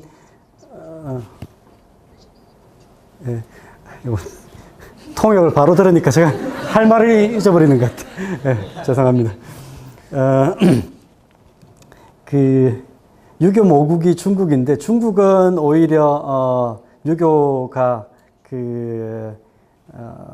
강압적으로 작용하지 않고 한국에서만 그렇게 강압적으로 작용했다고 제가 말을 한 셈인데요. 강압이라는 표현이 적당할지 몰라도 중국의 경우는 워낙 땅도 크고 인구도 많고 해서 그런지 변동이 아주 많았습니다. 유교 외에도 뭐 실제로 가보면 도교 사원들이 많고요. 불교고 어떤 특정한 단일 사상으로 중국 전체를 통합시켜 내지를 못했던 것 같아요. 그 반해서 한국의 경우는 정치의 문제인데 정치가 굉장히 일찍부터 중앙 집권화되고 통합이 돼 있었습니다. 이미 하버드 대학의 사회학을 하신 어떤 교수님 책에 따르면 아마 한국의 특성을 지적하면서 노비제도가 가장 오래 존속된 나라, 통일신라 이후부터 계속 이어진 나라, 세계에서 유일한 나라라고 얘기를 합니다. 왕조도 한번 만들어지면 500년씩 갑니다. 고려 500, 조선 500.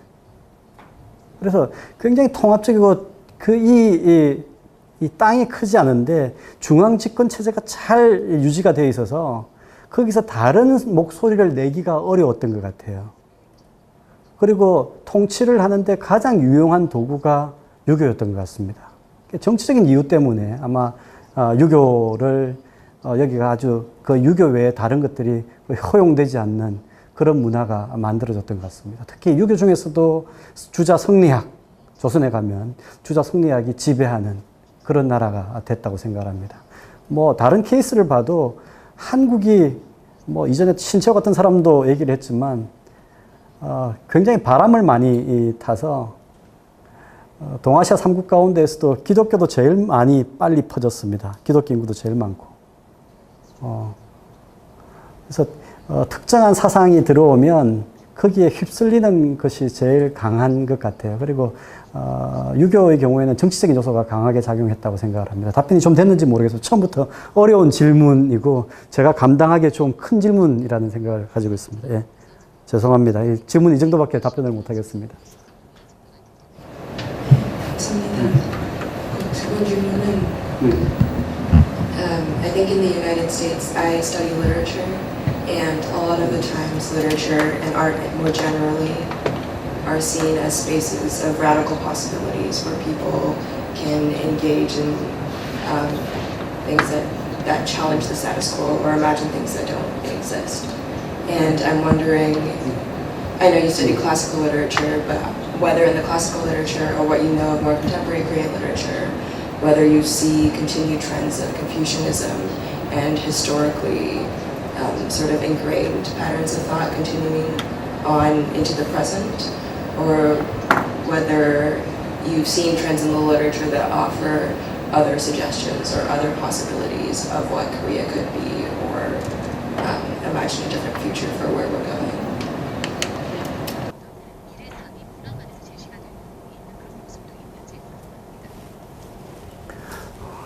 계속 어려운 질문만 하시는데, 저는 이제 고전문학 전공자인데, 고전문학을 물었던 게 아니라 현대문학 속에 또는 현대문학이나 예술 속에 유교에 도전하는 그런 그 내용들이 있는지 그런 거를 질문을 하신 것 같습니다. 뭐 도전하는 게 있지 않을까 싶어요. 도전하는 게 있지 않을까 싶습니다. 근데 대체적인 경향으로 보면 도전하는 사람들은 적고 그 조류 속에 빠져 있는 사람들이 더 많은 것 같아요. 그래서 뭐 유교라고 해서 지금 말씀드린 것이 유교의 인간관계의 틀 속에 있는 거지 유교를 내세우는 그런 것들은 뭐 거의 사라져 있습니다. 지금 현대 한국에서 뭐 유교를 가지고 작가들이 얘기를 한다든지 하진 않지만 유교가 형성해왔던 문화 속에 있고 그 문화에 대한 도전을 하는 사람들도 있지만 그 도전이 유교적 교리에 대한 도전은 봤어도 제가 지금 방금 말씀드린 것처럼 인간관계에 대한 도전들은 저는 거의 못 봤습니다. 못 봤고 제가 좀 이 부분을 도전을 해야 되겠다는 생각을 학술적으로 도전을 해야 되겠다는 생각을 가지고 있습니다. 제가 현대문학 쪽은 잘 모릅니다. 그래서 꼭 유교를 도전을 해서 삼는 작품이 뭐가 있는지는 제가 잘 모르겠습니다. 미안합니다. 좀 제 범위를 넘어선 것 같아요. 네.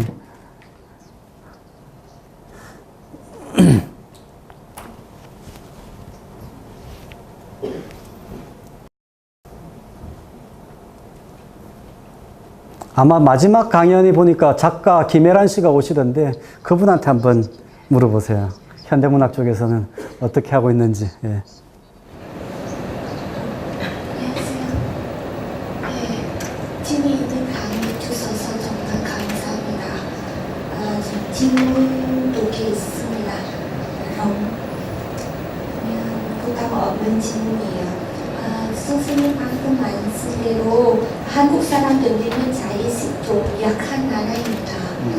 그런데 제 입장 보면은 좋은 점이요.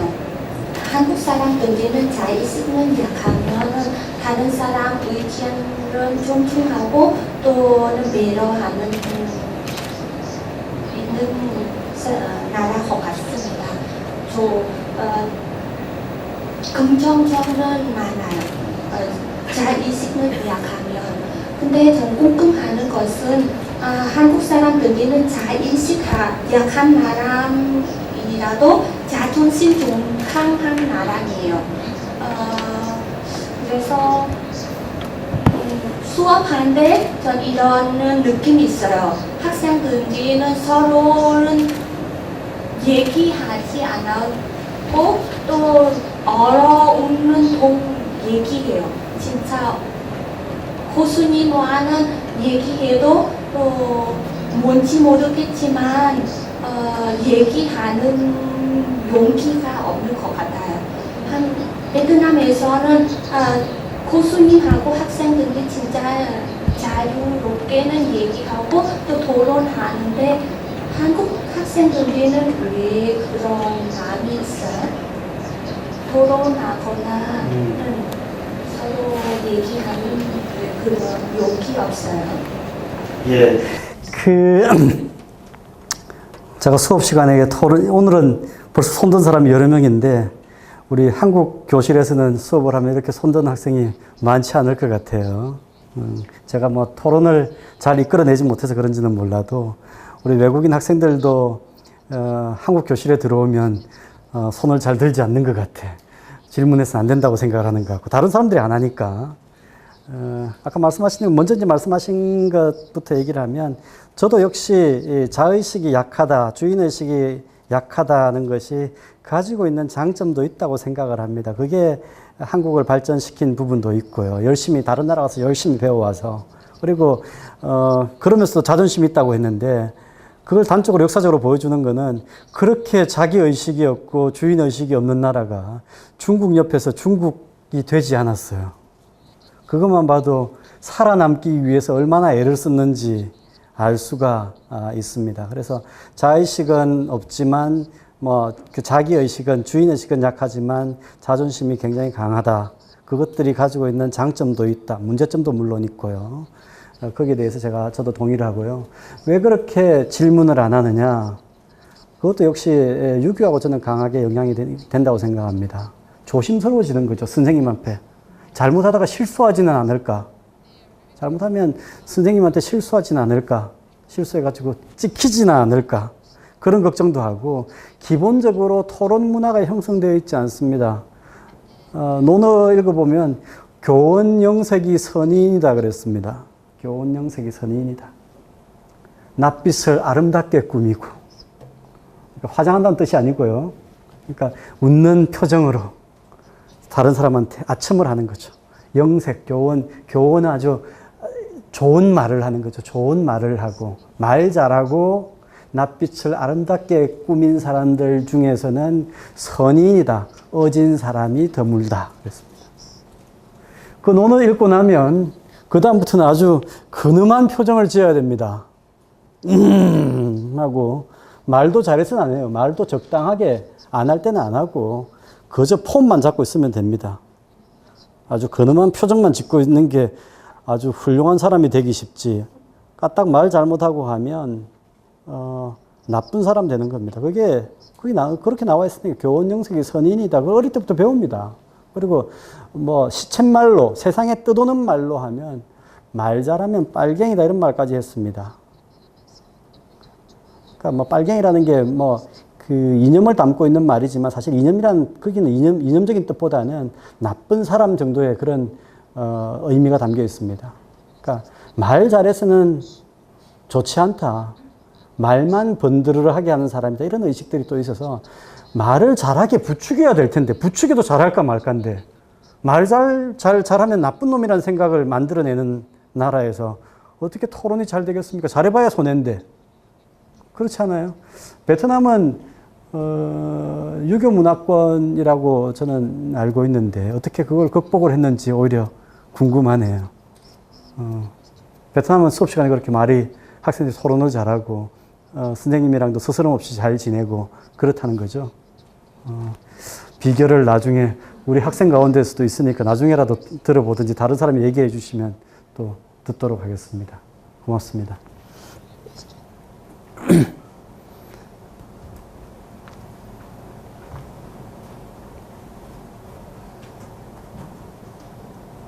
안녕하세요. 저는 동아시아 연구원에 소속된 이턴인데요.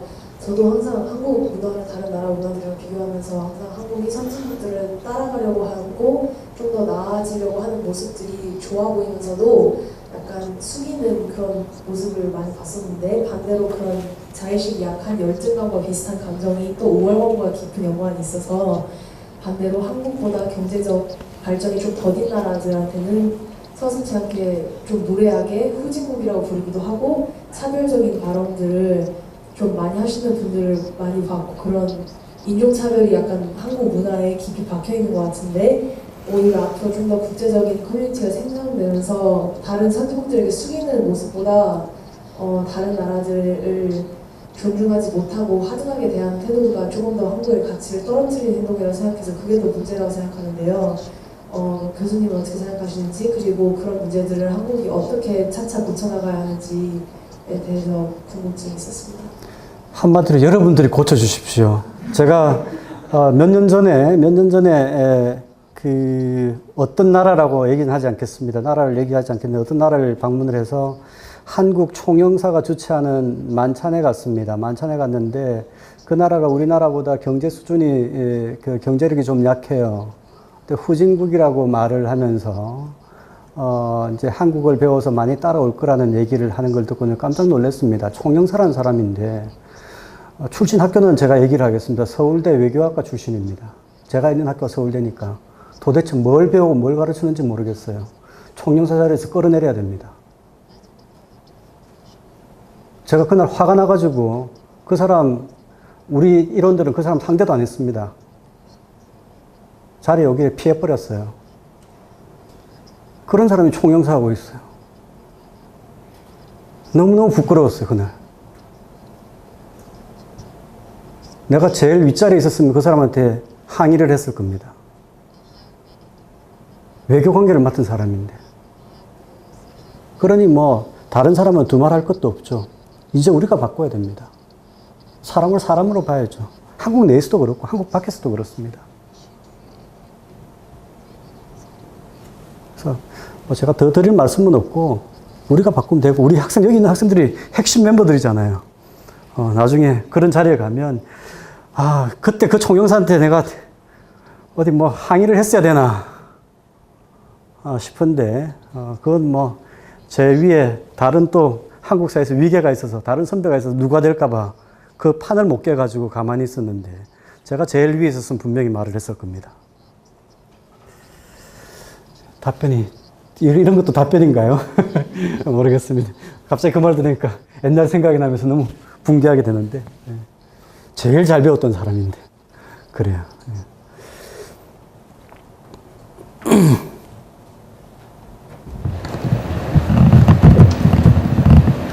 안녕하세요.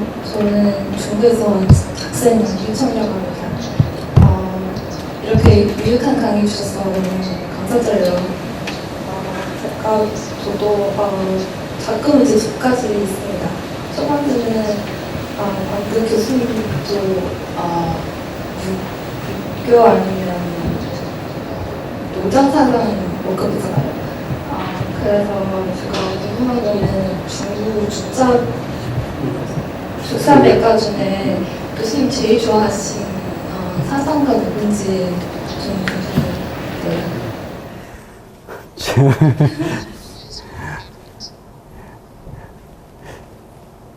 제가 뭐 사상을 잘 모릅니다. 사상을 잘 모르고, 저는 이제 유교를 겨냥해서만, 우리는 이제 제가 고전을 공부하는 거는 제가 제자백과를 두루 알아야 되겠다는 생각을 그렇게 크게 가지고 있지 않고요. 주로 유교에서 이제 공격하는 대상들을 보면 양주묵적입니다. 양주묵적이라고 부르는데, 그러니까 묵자나 양자나 이런 사람들인데, 맹자가 그 양주묵적을 공격하는 거 보면 맹자보다는 양주묵적이 나은 것 같아요. 양주묵적을 공부한 건 아닙니다. 오히려 양주묵적의 겸해 사람들을 두루 널리 사랑하는 것이 공자, 맹자의 사람을 나누어서 보는 것보다는 나은 사상이라는 생각을 가지고 있습니다. 그렇다고 더 양주묵적을 공부한 건 아닙니다. 그리고 두 번째 문제는 제가 중국에서 있을 때도 구문몽이라는 소설 많이 들었어요. 여기는 한국 사람 왕족의 평가 같지 않는 질이 높은 적고 이런 고전서도 있다고 이런 거 많이 들었어요. 구문몽은 제 전공이니까 뭐 좋은 질문, 답하기 좋은 질문입니다. 뭐 근데 질문의 의도를 제가 정확하게 알지를 못하겠는데, 구문몽에 대해서 어떻게 생각하느냐는 질문인가요? 어떤 좀 면에서 구문몽에 대해서 질문을 했는지 좀 구체적으로 말해주시면, 아니면 구문몽 강의를 해야 되는 판이어서. 그냥 한국사 이거 진짜 문화적인 아니면 철학적인 그런 이미 한국 사람한테 진짜 드는 것처럼 그렇게 위치가 높고, 아니면 교수님 다른 좋아하는 한국 작품들. 이제 그 질문이 좀 길어지는데, 뭐 뜻을 알았습니다. 아마 그 구문몽에 대해서 배웠을 때 사상소설 이런 쪽으로 배웠던 것 같아요. 유불도 3교의 사상소설이라고 배웠던 것 같은데, 저는 그 견해에 대해서는 반대합니다. 사상을 가르치기 위한 소설이 아니고, 구문몽은 한마디로 말하면 어른들의 동화다, 어른을 위한 동화다라고 생각을 합니다. 이제 그 안에는 양소유라는 사람이 8여자를 거느리는 얘기가 나오는데, 거기에 대해서 이제 반감을 가지고 읽는 사람도 많은데, 그냥 동화에 불과한 것입니다. 그 동화를 만들어낸 이유는 현실 삶이 너무 힘들고 팍팍했기 때문에 동화적 세계로 도피하게 만든 작품이고, 그 동화적 세계로 도피하게 만든 작품이 많은 한국인들을 위로했습니다. 그래서 위로의 작품이기도 하고, 그래서 구문몽이라는 작품은 한국 소설은, 여기 이제 문화적으로 보면 한국에는 고전이 없습니다. 왜? 고전이라는 건 그 나라 사람들이 계속 많이 읽어야 되는 작품일 텐데 한국인들은 한국 작품을 보지 않습니다. 지금도 한국에서 제일 많이 읽힌 소설은 삼국지연입니다. 그리고 무라카미 하루키 책을 많이 보지 한국 작가들 많이 안 봐요. 한국에는 조선시대는 훨씬 심했습니다. 그런 상황에서 유일하게 한국인이 한국 작품을 많이 읽은 한국 작품으로 구운몽과 춘향전을 들 수 있습니다. 그래서 그래도 약간 고전의 반열에 오를 법한 오르는 과정에 있었던 작품으로 구운몽과 춘향전을 얘기할 수 있고요. 흥미로운 작품은 제가 이제 뭐 번역했습니다만 한중록 같은 작품은 또 인간을 이해하는 데 도움이 되는 작품이라고 생각을 합니다. 한중록을 다 읽지는 마시고 다 읽으면 어쩌면 여러분들이 지칠 수도 있어요. 제일 재밌는 3부로 구성되어 있는 제일 재미있는 한 편만 읽어봐도 좋은 생각들을 많이 얻을 수 있으리라 생각을 합니다. 뭐 그거 가지고 영감을 얻어서 소설을 쓴 사람들도 있고 그러니까 Memoirs of Lady 해경이든가 그렇게 번역되어 있죠. 영어로는 그런 책들의 일부를 읽어보셔도 좋습니다. 네. 안녕하세요. 저는 동아시아 연구원에서 일하는 인턴인데요. 교수님 강의 정말 잘 들었습니다. 제 질문은 이제 더 나은 한국의 미래를 만들려면 교수님 생각에서는 유교 사상은 토대인가요? 아니면 방해물인가요? 그리고 또 결과가 무엇이든 간에 지금 한국인들, 특히 젊은 사람들이 좋은 변화를 만들 수 있다고 생각하신가요? 아니면 이 변화를 감당하실 수 있다고 생각하신가요? 유교에 대해서는 유교의 문제점들을 명확히 인식하는 것이 필요하다고 생각을 합니다. 유교를 전체를 다 버릴 수 있을지 몰라도 특히 문제는 유교적 인간관계라고 생각을 합니다. 저는 인간관계를 바꾸지 않으면 저도 이제 바꾸고자 노력을 하는 사람인데 잘 안 됩니다. 어떻게 이제 예를 들어서 저는 우리 연구실 대학원의 연구실 학생들이 15명인데요. 지금은 15명인데 지금 3명이 와 있습니다만 제가 이제 한 번씩 집으로 이 학생들은 우리 집에 온 학생들은 없지만 이번 학기에 들어와 가지고 집으로 학생들을 초청을 합니다. 초청을 해서 이제 식사를 같이 하는데 식사 후에 제가 이제 커피 같은 건 제가 또 타고 하니까 에스프레소 내리고 하니까 이제 커피를 타러 가면 제 집사람하고 우리 학생들이 남아있어요. 그러면 막 웃음꽃이 핍니다. 막 깔깔깔깔 웃고 하다가 제가 커피를 가지고 돌아오면 웃음이 싹 사라져요. 제 인간관계에 심각한 문제가 있다고 생각을 합니다. 저는 학생들이랑 좀 더 가까이 지내고 제가 갑질은 안 하는 것 같은데 안 하려고 노력하는데 그럼에도 불구하고 높은 벽이 있다는 걸 느낍니다.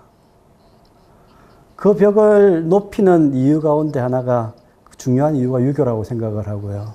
유교가 인간관계에 끼치는 문제에 대한 인식을 우리가 서로들 해서 어떤 인간관계가 좋은 인간관계인지 모델이 되는 인간관계인지를 자꾸 만들어가야 된다고 생각을 합니다. 만들어가서 그래야 좀 사람이 대하니까 좀 편해지겠죠.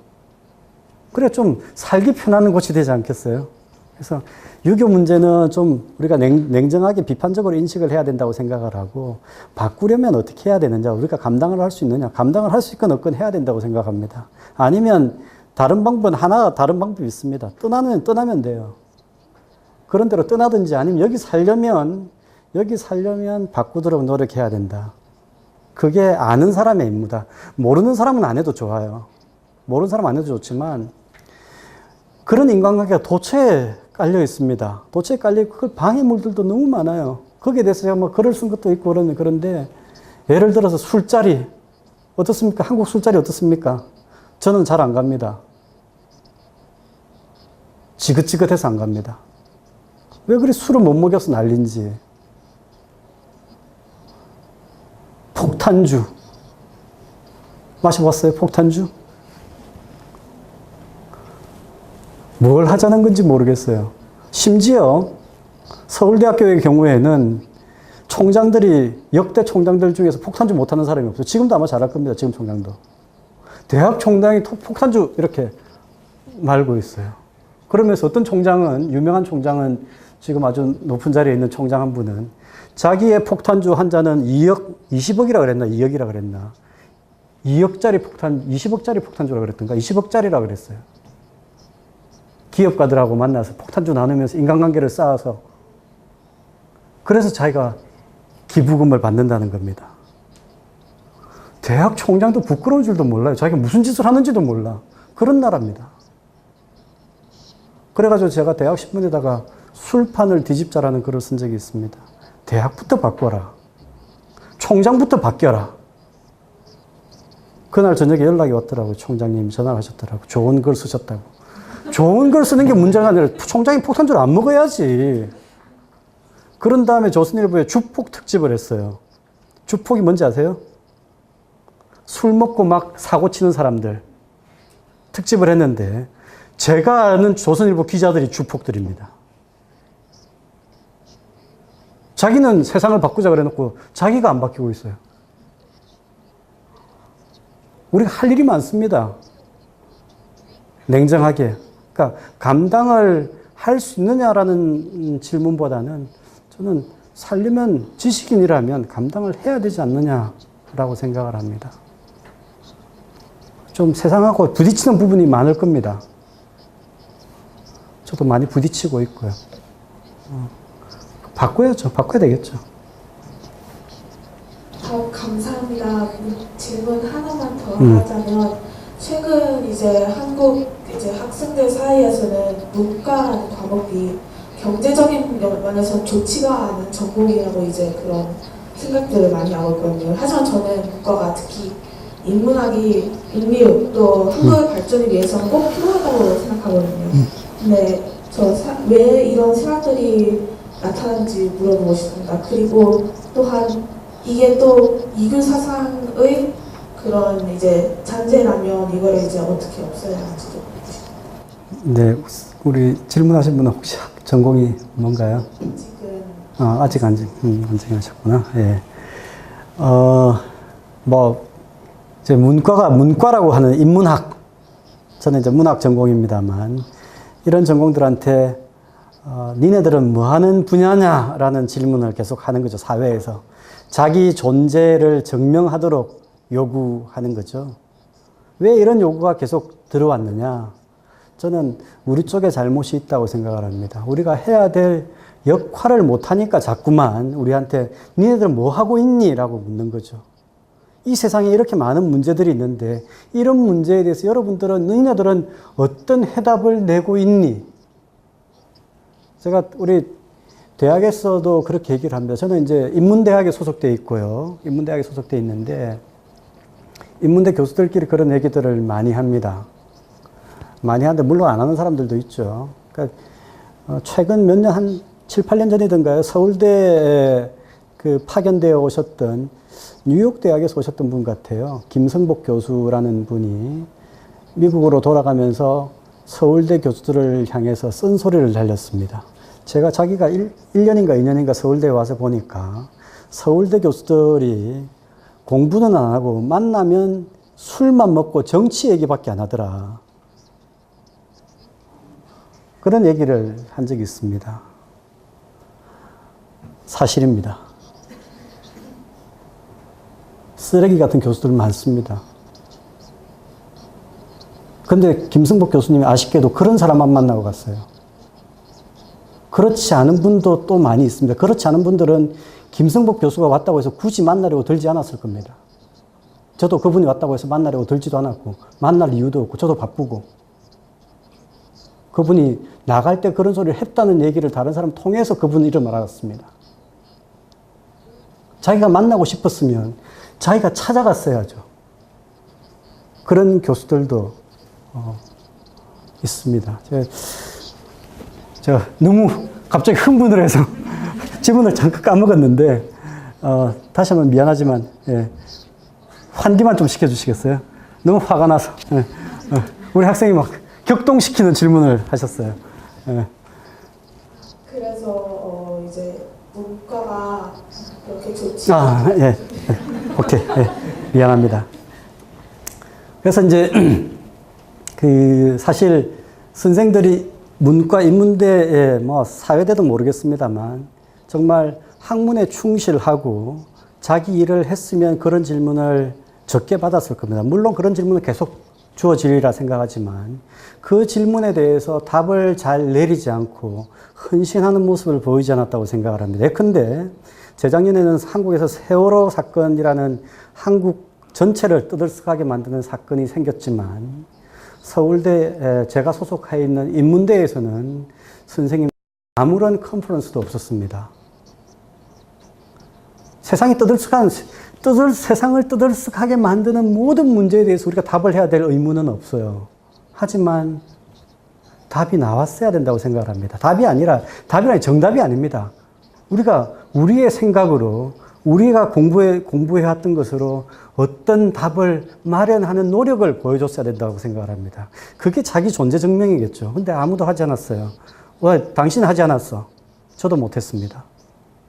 판을 벌리지를 못했어요. 제가 뭐 소심해서 그런지 모르겠는데 그래서 지금 그런 얘기들을 합니다. 좀 우리 그런 일 있을 때 같이 만들어서 우리 그게 돈 문제가 아니지 않느냐. 사람 모여서 관심 있는 사람 모여가지고 강의실 빌려가지고 얘기하면 되는 거 아니냐. 그러니까 그런 질문을 받는 이유는 우리 스스로가 소홀했던 부분도 있다고 생각을 합니다. 그래서 스스로 반성을 많이 하고 학문 자체가 지금 이제 그런 얘기들을 합니다. 학문이 지금 이른바 신자유주의 하에서 공부하는 사람들 요새 보면 불쌍합니다. 여러분들에게 계속 공부할 사람들인지 모르겠지만 인문학 할 사람들인지 모르겠지만 저는 다행히 대학에 이제 제자리에 서 있습니다. 누가 흔들기 어려운 자리에 서 있습니다. 그렇지만 지금 공부하는 사람들 보면 불쌍해요. 논문 만드는 기계가 되어 있습니다. 요새 뭐 어떤 사립대학 같은 경우는 1년에 4편을 써야 된다고 해요. 전 작년에 한 편도 못 썼고요. 재작년에 한 편도 못 썼습니다. 올해는 아마 몇 편 쓸 것 같아요. 쌓였던 게 올해 나올 것 같아요. 나오고 책도 한 권 나올 것 같은데 어떤 해는 나올 때도 있고 안 나올 때도 있습니다. 근데 지금은 매년 4편씩 써야 되는 학교들이 있습니다. 좋은 논문이 나오겠습니까? 안 좋은 논문 나오면 누가 보겠습니까? 안 좋은 논문이라는 게 뭡니까? 도전적이지 않은 논문인 거죠. 해오던 틀 속에서 자기 주제에 대해서 그냥 생각 하나 얹어가지고 나온 논문입니다. 그런 논문 누가 읽습니까? 본인이 읽고 학회에 투고하면 심사자들 3명이 읽습니다. 4명 읽고 나면 끝입니다. 그런 논문을 1년에 4편씩 써야 돼요. 학문이 정체될 수밖에 없습니다. 존재 증명을 할 수가 없어요. 아무런 도전적인 문제 제기를 할 수가 없습니다. 사회가 그렇게 만드는 부분도 있지만 여기 있는 사람들이 각성해야 될 부분도 있다고 생각을 합니다. 그래서 뭐 사회가 어떻게 생각하든 사회 존재 증명 우리가 더 사회에 대해서 발언하고 교통하고 소통할 수 있으면 그런 목소리는 조금 낮아지리라 생각을 합니다. 갑자기 너무 흥분을 했어요. 미안합니다. 그거를 잘 못해서요.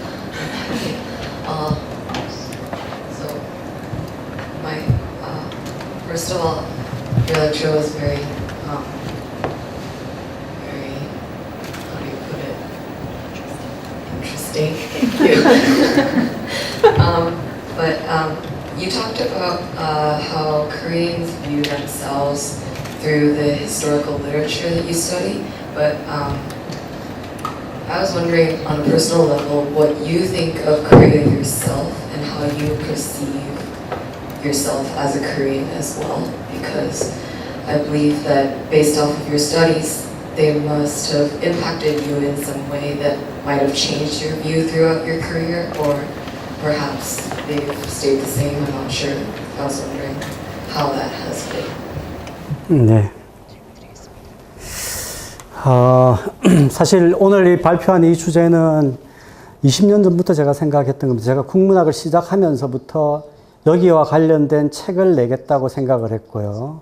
박사 논문을 97년도에 냈는데 내고 나서 3년이나 5년 안에 이 관련해서 책을 내겠다고 다짐을 했는데 아직도 못 내고 있습니다. 아직도 못 내고 있고요. 재작년에 제가 미국 하버드 대학으로 연구년, 안식년을 갔다 왔는데 1년 내내 생각한 주제가 이겁니다. 이건데 역시 답을 못 냈고 앞으로 3년, 5년 안에는 꼭 책을 내겠다고 다짐을 하고 있습니다. 굉장히 풀기 어려운 주제라는 말씀을 먼저 하나 드리고 싶고요. 두 번째는 솔직히 말해서 한국인으로서 한국을 생각할 때 굉장히 아픕니다. 제가 어디서 오셨는지 모르겠는데 미국에서 오셨어요?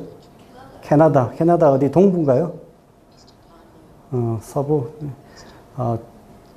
보스턴에서 전 1년을 있었는데 보스턴 날씨가 저하고 안 맞았던 건지 겨울이 너무 길어서 밤도 길고, 근데 무엇보다 한국에 대한 생각을 1년 동안 하는데 몸이 너무 힘들었어요. 정신도 힘들고 몸이 힘들었습니다. 그래서 1년 동안 보스턴 생활이 아주 즐겁지 않았습니다.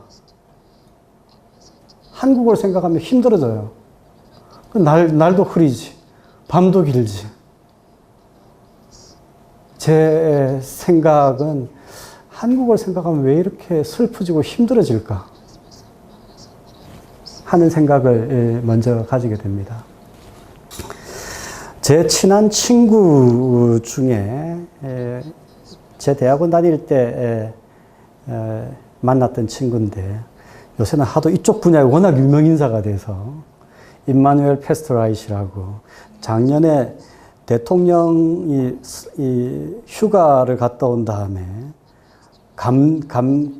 감명 깊게 읽었던 책으로 소개를 해서 갑자기 유명해졌죠. 갑자기 유명해진 친구입니다. 제가 대학원 때 같이 공부를 했습니다. 같이 공부를 하고 매주 만나서 얘기를 하고, 그 친구는 이제 동아시아 문학을 전공을 했는데, 비교 문학을.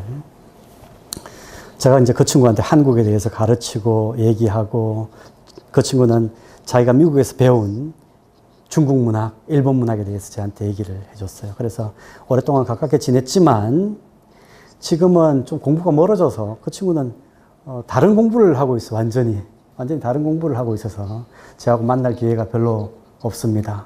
작년에 냈던 그 책은 제목이 대한민국인은 모르는 대한민국이든가, 니네들 몰랐지? 니네들이 그렇게 훌륭한 나라 사람이라는 걸 몰랐지? 하는 내용의 책입니다. 근데 사실은 그 친구하고 내가 오랫동안 사귀고 얘기했지만 그런 생각 가진 친구가 아니에요. 대한민국의 명암을 다 알고 있는 친구입니다.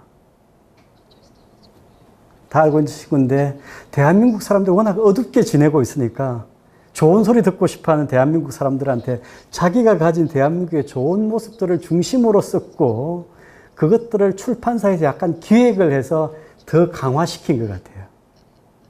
그 친구의 균형 잡힌 생각을 다 보여준 책이 아닙니다. 하지만 한국 사람은 그 친구가 가지고 있는 한쪽 생각만 듣고 싶어 하는 거예요. 저는 그건 옳지 않다고 생각합니다. 우리는 두 가지를 다 가지고 있어야 되는 거죠. 한국이 아까도 말한 것처럼 한국 사람들이 두 가지 때문에 고민하고 있습니다. 고민하고 있지만 다른 측면에서는 굉장히 자랑스러워야 할 수 있는 부분도 있습니다. 정말 중국과 일본 사이에 끼어 있으면서도 스스로 자기 문화, 언어를 지켜낸 나라입니다. 그러니까 힘든 상황을 겪었지만 그런 상황 속에서 어쩔 수 없이 자기 중심성은 약화될 수밖에 없습니다. 다른 걸 더 배워와야 되고, 살기 위해서 더 노력해야 되고, 그런 상황이지만 자기 문화를 그래도 지켜내고 5,000년을 살아왔다는 점만 해도 대단한 일이라고 생각을 합니다. 그래서 교수님이 제가 생각하는 한국은 어떤 나라냐? 제가 여기 살아야 되고, 이거는 저한테 주어진, 제가 제 피나 국적이나 이런 거 여러분들 나라나 마찬가지로 제가 선택한 게 아니잖아요. 제 딸이 둘입니다. 딸이 둘인데 큰애하고 둘째가 아주 다른데요. 둘째는 최근에 저한테 그런 얘기를 밥 먹으면서 해요. 어제 고등학교 사회 시간에 배웠는지, 아빠, 저는 다시 태어나면 북유럽에서 태어나고 싶어요. 왜? 실업수당 받으면서 살고 싶어요. 벌써 실업자 될 생각하고 있어. 애가 고등학교 다니면서. 거기는 노르웨이 같은 데는 석유가 많다 그러죠. 스웨덴 같은 데는 아주 동광이 커서 지하 자원이 많은 모양입니다. 그런 나라에 태어날 수도 있겠죠. 저는 어쨌든 여기 한국에서 태어났습니다. 우리 애도 한국에서 태어났고요. 자기한테 주어진 게 아니라, 선택한 게 아니라 주어진 것이지만, 저는 이 자리에서 자기가 할 수 있는 최선을 다하면 그것만 해도 자랑스러울 수 있다고 생각을 합니다. 우리가 못 가지고 태어났어요. 가난한 집에서 태어났습니다. 그렇다고 계속 슬퍼하면서 살 수는 없잖아요. 부잣집 부러워하면서. 그것보다는 앞으로 자기가 어떻게 살지, 자기가 어떻게 변화되어 나갈지, 어떻게 바꿀 수 있을지, 그런 기대를, 큰 기대를 하고 살 수도 있지 않나요? 한국인들이 그런 게 좀 약한 것 같습니다. 자꾸 의지하려고 그러고, 자꾸만 다른 걸 보려고 하고, 자기를 돌아보지 않으려고 하는데, 저는 한국인들이 남들도 많이 봤지만, 이제 스스로 돌아보는 노력을 많이 해야 된다고 생각합니다. 자기를 좀 아끼고, 스스로 돌아보고. 뭐 이게 답변이 됐는지 모르겠습니다. 저도 아까도 말씀드린 것처럼 생각하면 괴로운 부분들이 많다고 말씀을 드렸지만 스스로는 계속 내가 여기 태어났으니까 더 해야 될 일이 많지 않느냐 그런 생각을 가지고 있습니다. 답변이 됐는지 모르겠습니다. 저기도 학생이 있군요. 네. 안녕하세요. KFEAI 인턴 민주입니다. 저도 영어가 더 편해서 영어로 해드릴게요. 네, 준비. 네. I feel like we've been only mentioning what Korean people think about Korea, the country itself, but I was wondering what other countries think of Korea. Recently, Korea has been more widely known through things like plastic surgery, K-pop, K-drama. I was wondering if those things serve to benefit the country's image or instead damage. 오늘 주제는 사실은 다른 나라가 한국을 어떻게 보느냐는 아닌데요. 한국이 그런데 너무 집착하고 있는데 저는 좀 안타까움을 느낍니다. 오늘 아침에 코리아 한국 국가 브랜드를 발표를 하면서 크리에이티브 코리아라고 그랬다 그래요. 무슨 말을 하는 건지는 잘 모르겠습니다. 그리고 한류 얘기하는 데는 일절 저는 참여를 안 했습니다. 그건 K 붙여가지고 하는데 별로 동감을 잘 못 하는데요. 자기만 잘 살면 되지. 한동안은 한국에 보면 각 지자체에서 국제 축제, 국제 페스티벌이 많았습니다. 참 이상하구나. 역시 한국이구나 싶은 게. 왜 그렇게 국제 붙이기를 좋아하는지 모르겠어요. 자기 지역 축제를 하면, 한평 나비 축제. 나비 가지고 하면 좋습니다. 한평 나비 국제 축제. 나비가 국제에서 와야 되는 거지. 국제적으로 와야 되는지 모르겠어요. 다 국제적으로 붙이는데 막상 가보면 국제적이지 않아요. 그리고 지역적이지도 않고 국내적이지 않습니다. 막상 거기 가보면 지역민들하고 떨어져 있습니다. 축제라는 게 제 생각은 그렇습니다. 축제라는 거는 자기가 잘 놀면 궁금해서 몰려와요. 내가 너무 신나게 놀고 있어 여기서. 저 사람 노는 거 보니까 너무 좋아.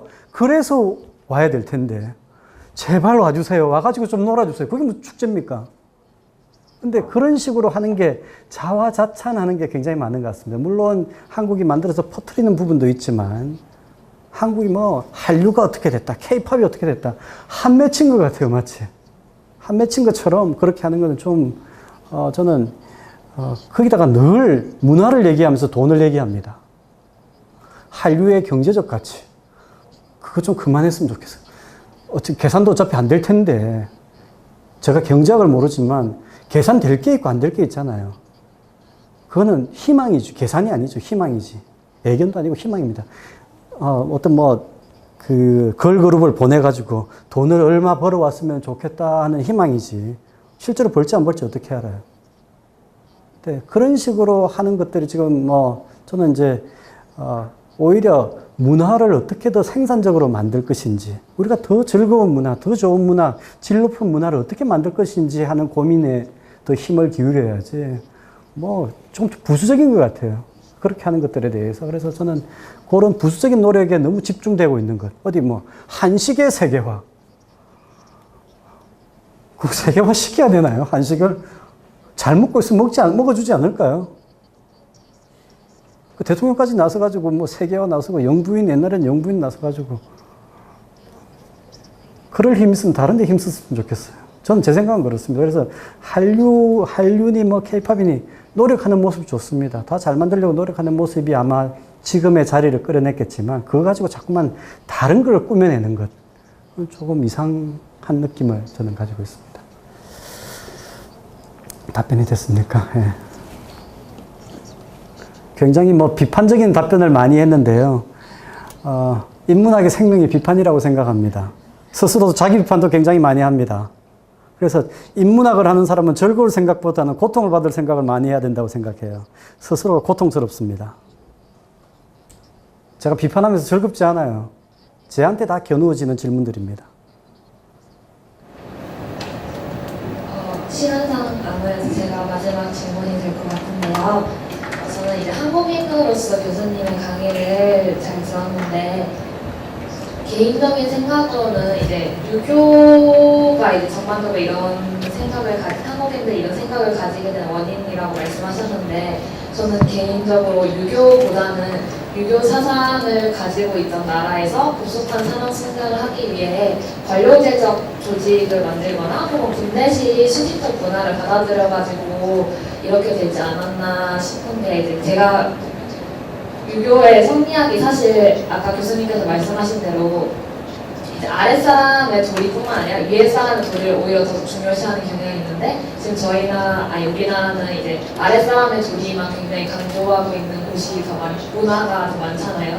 그래서 그렇지 않을까 제 생각은 건데 이제 교수님은 이에 대해서 어떻게 생각하시는지 궁금했고 또 하나는 이제 헬조선이라는 말을 이제 특히 젊은 사람들이 많이 쓰는 게 한국에 이제 더 이상 미래가 없다고 생각하기 때문에 이제 예전보다 상황이 훨씬 좋아졌는데도 헬조선이라고 하는 거라고 생각이 들거든요. 예를 들면 이제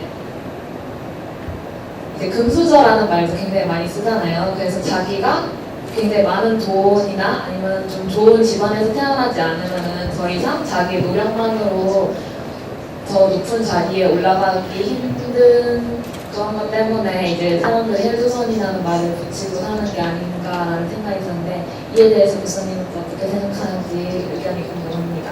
네, 두 가지 질문 주셨는데요. 고맙습니다. 마지막 질문이 그냥 그 큰 매듭을 짓는 질문인 것 같습니다. 유교 문제는 유일한 문제, 한국 사회를 변화시킬 수 있는 한국 사회의 유일한 문제라는 생각을 가지고 잘못이라고 생각하지 않습니다. 유교를 비판적으로 바라보는 자세가 필요하다는 게 제 생각이에요. 유교를 비판적으로 바라보는 저는 이제 제기하고 싶은 문제가 유교적 인간관계라고 제가 말씀을 드린 거고 모든 유교를 다 뒤집자. 뒤집히지도 않을 테고요. 그래서 유교를 반성적으로 바라보는 노력이 필요하다라는 말씀을 드리고 그 다음에 헬조선 문제는 아까 역사적으로 큰 틀에서 보면 조선이 헬이어서가 아니라 이제 아마 오히려 거꾸로 한국 사람들이 천국을 본 것 같아요. 우리 둘째처럼 북유럽을 본 것 같아요. 북유럽이 천국 같아요. 거기는 일 안 해도 실업수당을 주고 먹고 살 수 있대요. 몰라 실제로 그런지 모르겠습니다. 그런 사회인지 모르겠지만 우리 둘째는 어디서 배워왔어요. 아마 학교에서 배운 것 같은데 그런 천국을 봤으니 여기가 헬이 되는 거겠죠. 그전에는 헬인지도 모르고 살았습니다. 아마 제가 보기로는 경제적으로 보면 한국 역사 수천 년 가운데 지금이 제일 좋은 때입니다. 한국은. 실업자가 이렇게 없는 시대가 없었습니다. 불과 한 40-50년 전만 해도 40-50년 전에 제가 우리 서울대학교 대학신문을 봤더니 한국전력 입사 10명이 입사했다고 플래카드가 서울대학교에 붙었어요. 취직할 수 있는 사람이 없었습니다. 직장 자체가 없었어요. 그때는 헬이란 말을 안 썼습니다. 왜 헬이란 말이 나왔냐면 한국이 그 이후에 70년대, 80년대 고도 성장을 했습니다. 제가 대학 다니던 시절에는 아무도 공부 안 해도 자기가 실업자 된다는 생각을 안 했어요. 다들 취직하고 있으니까.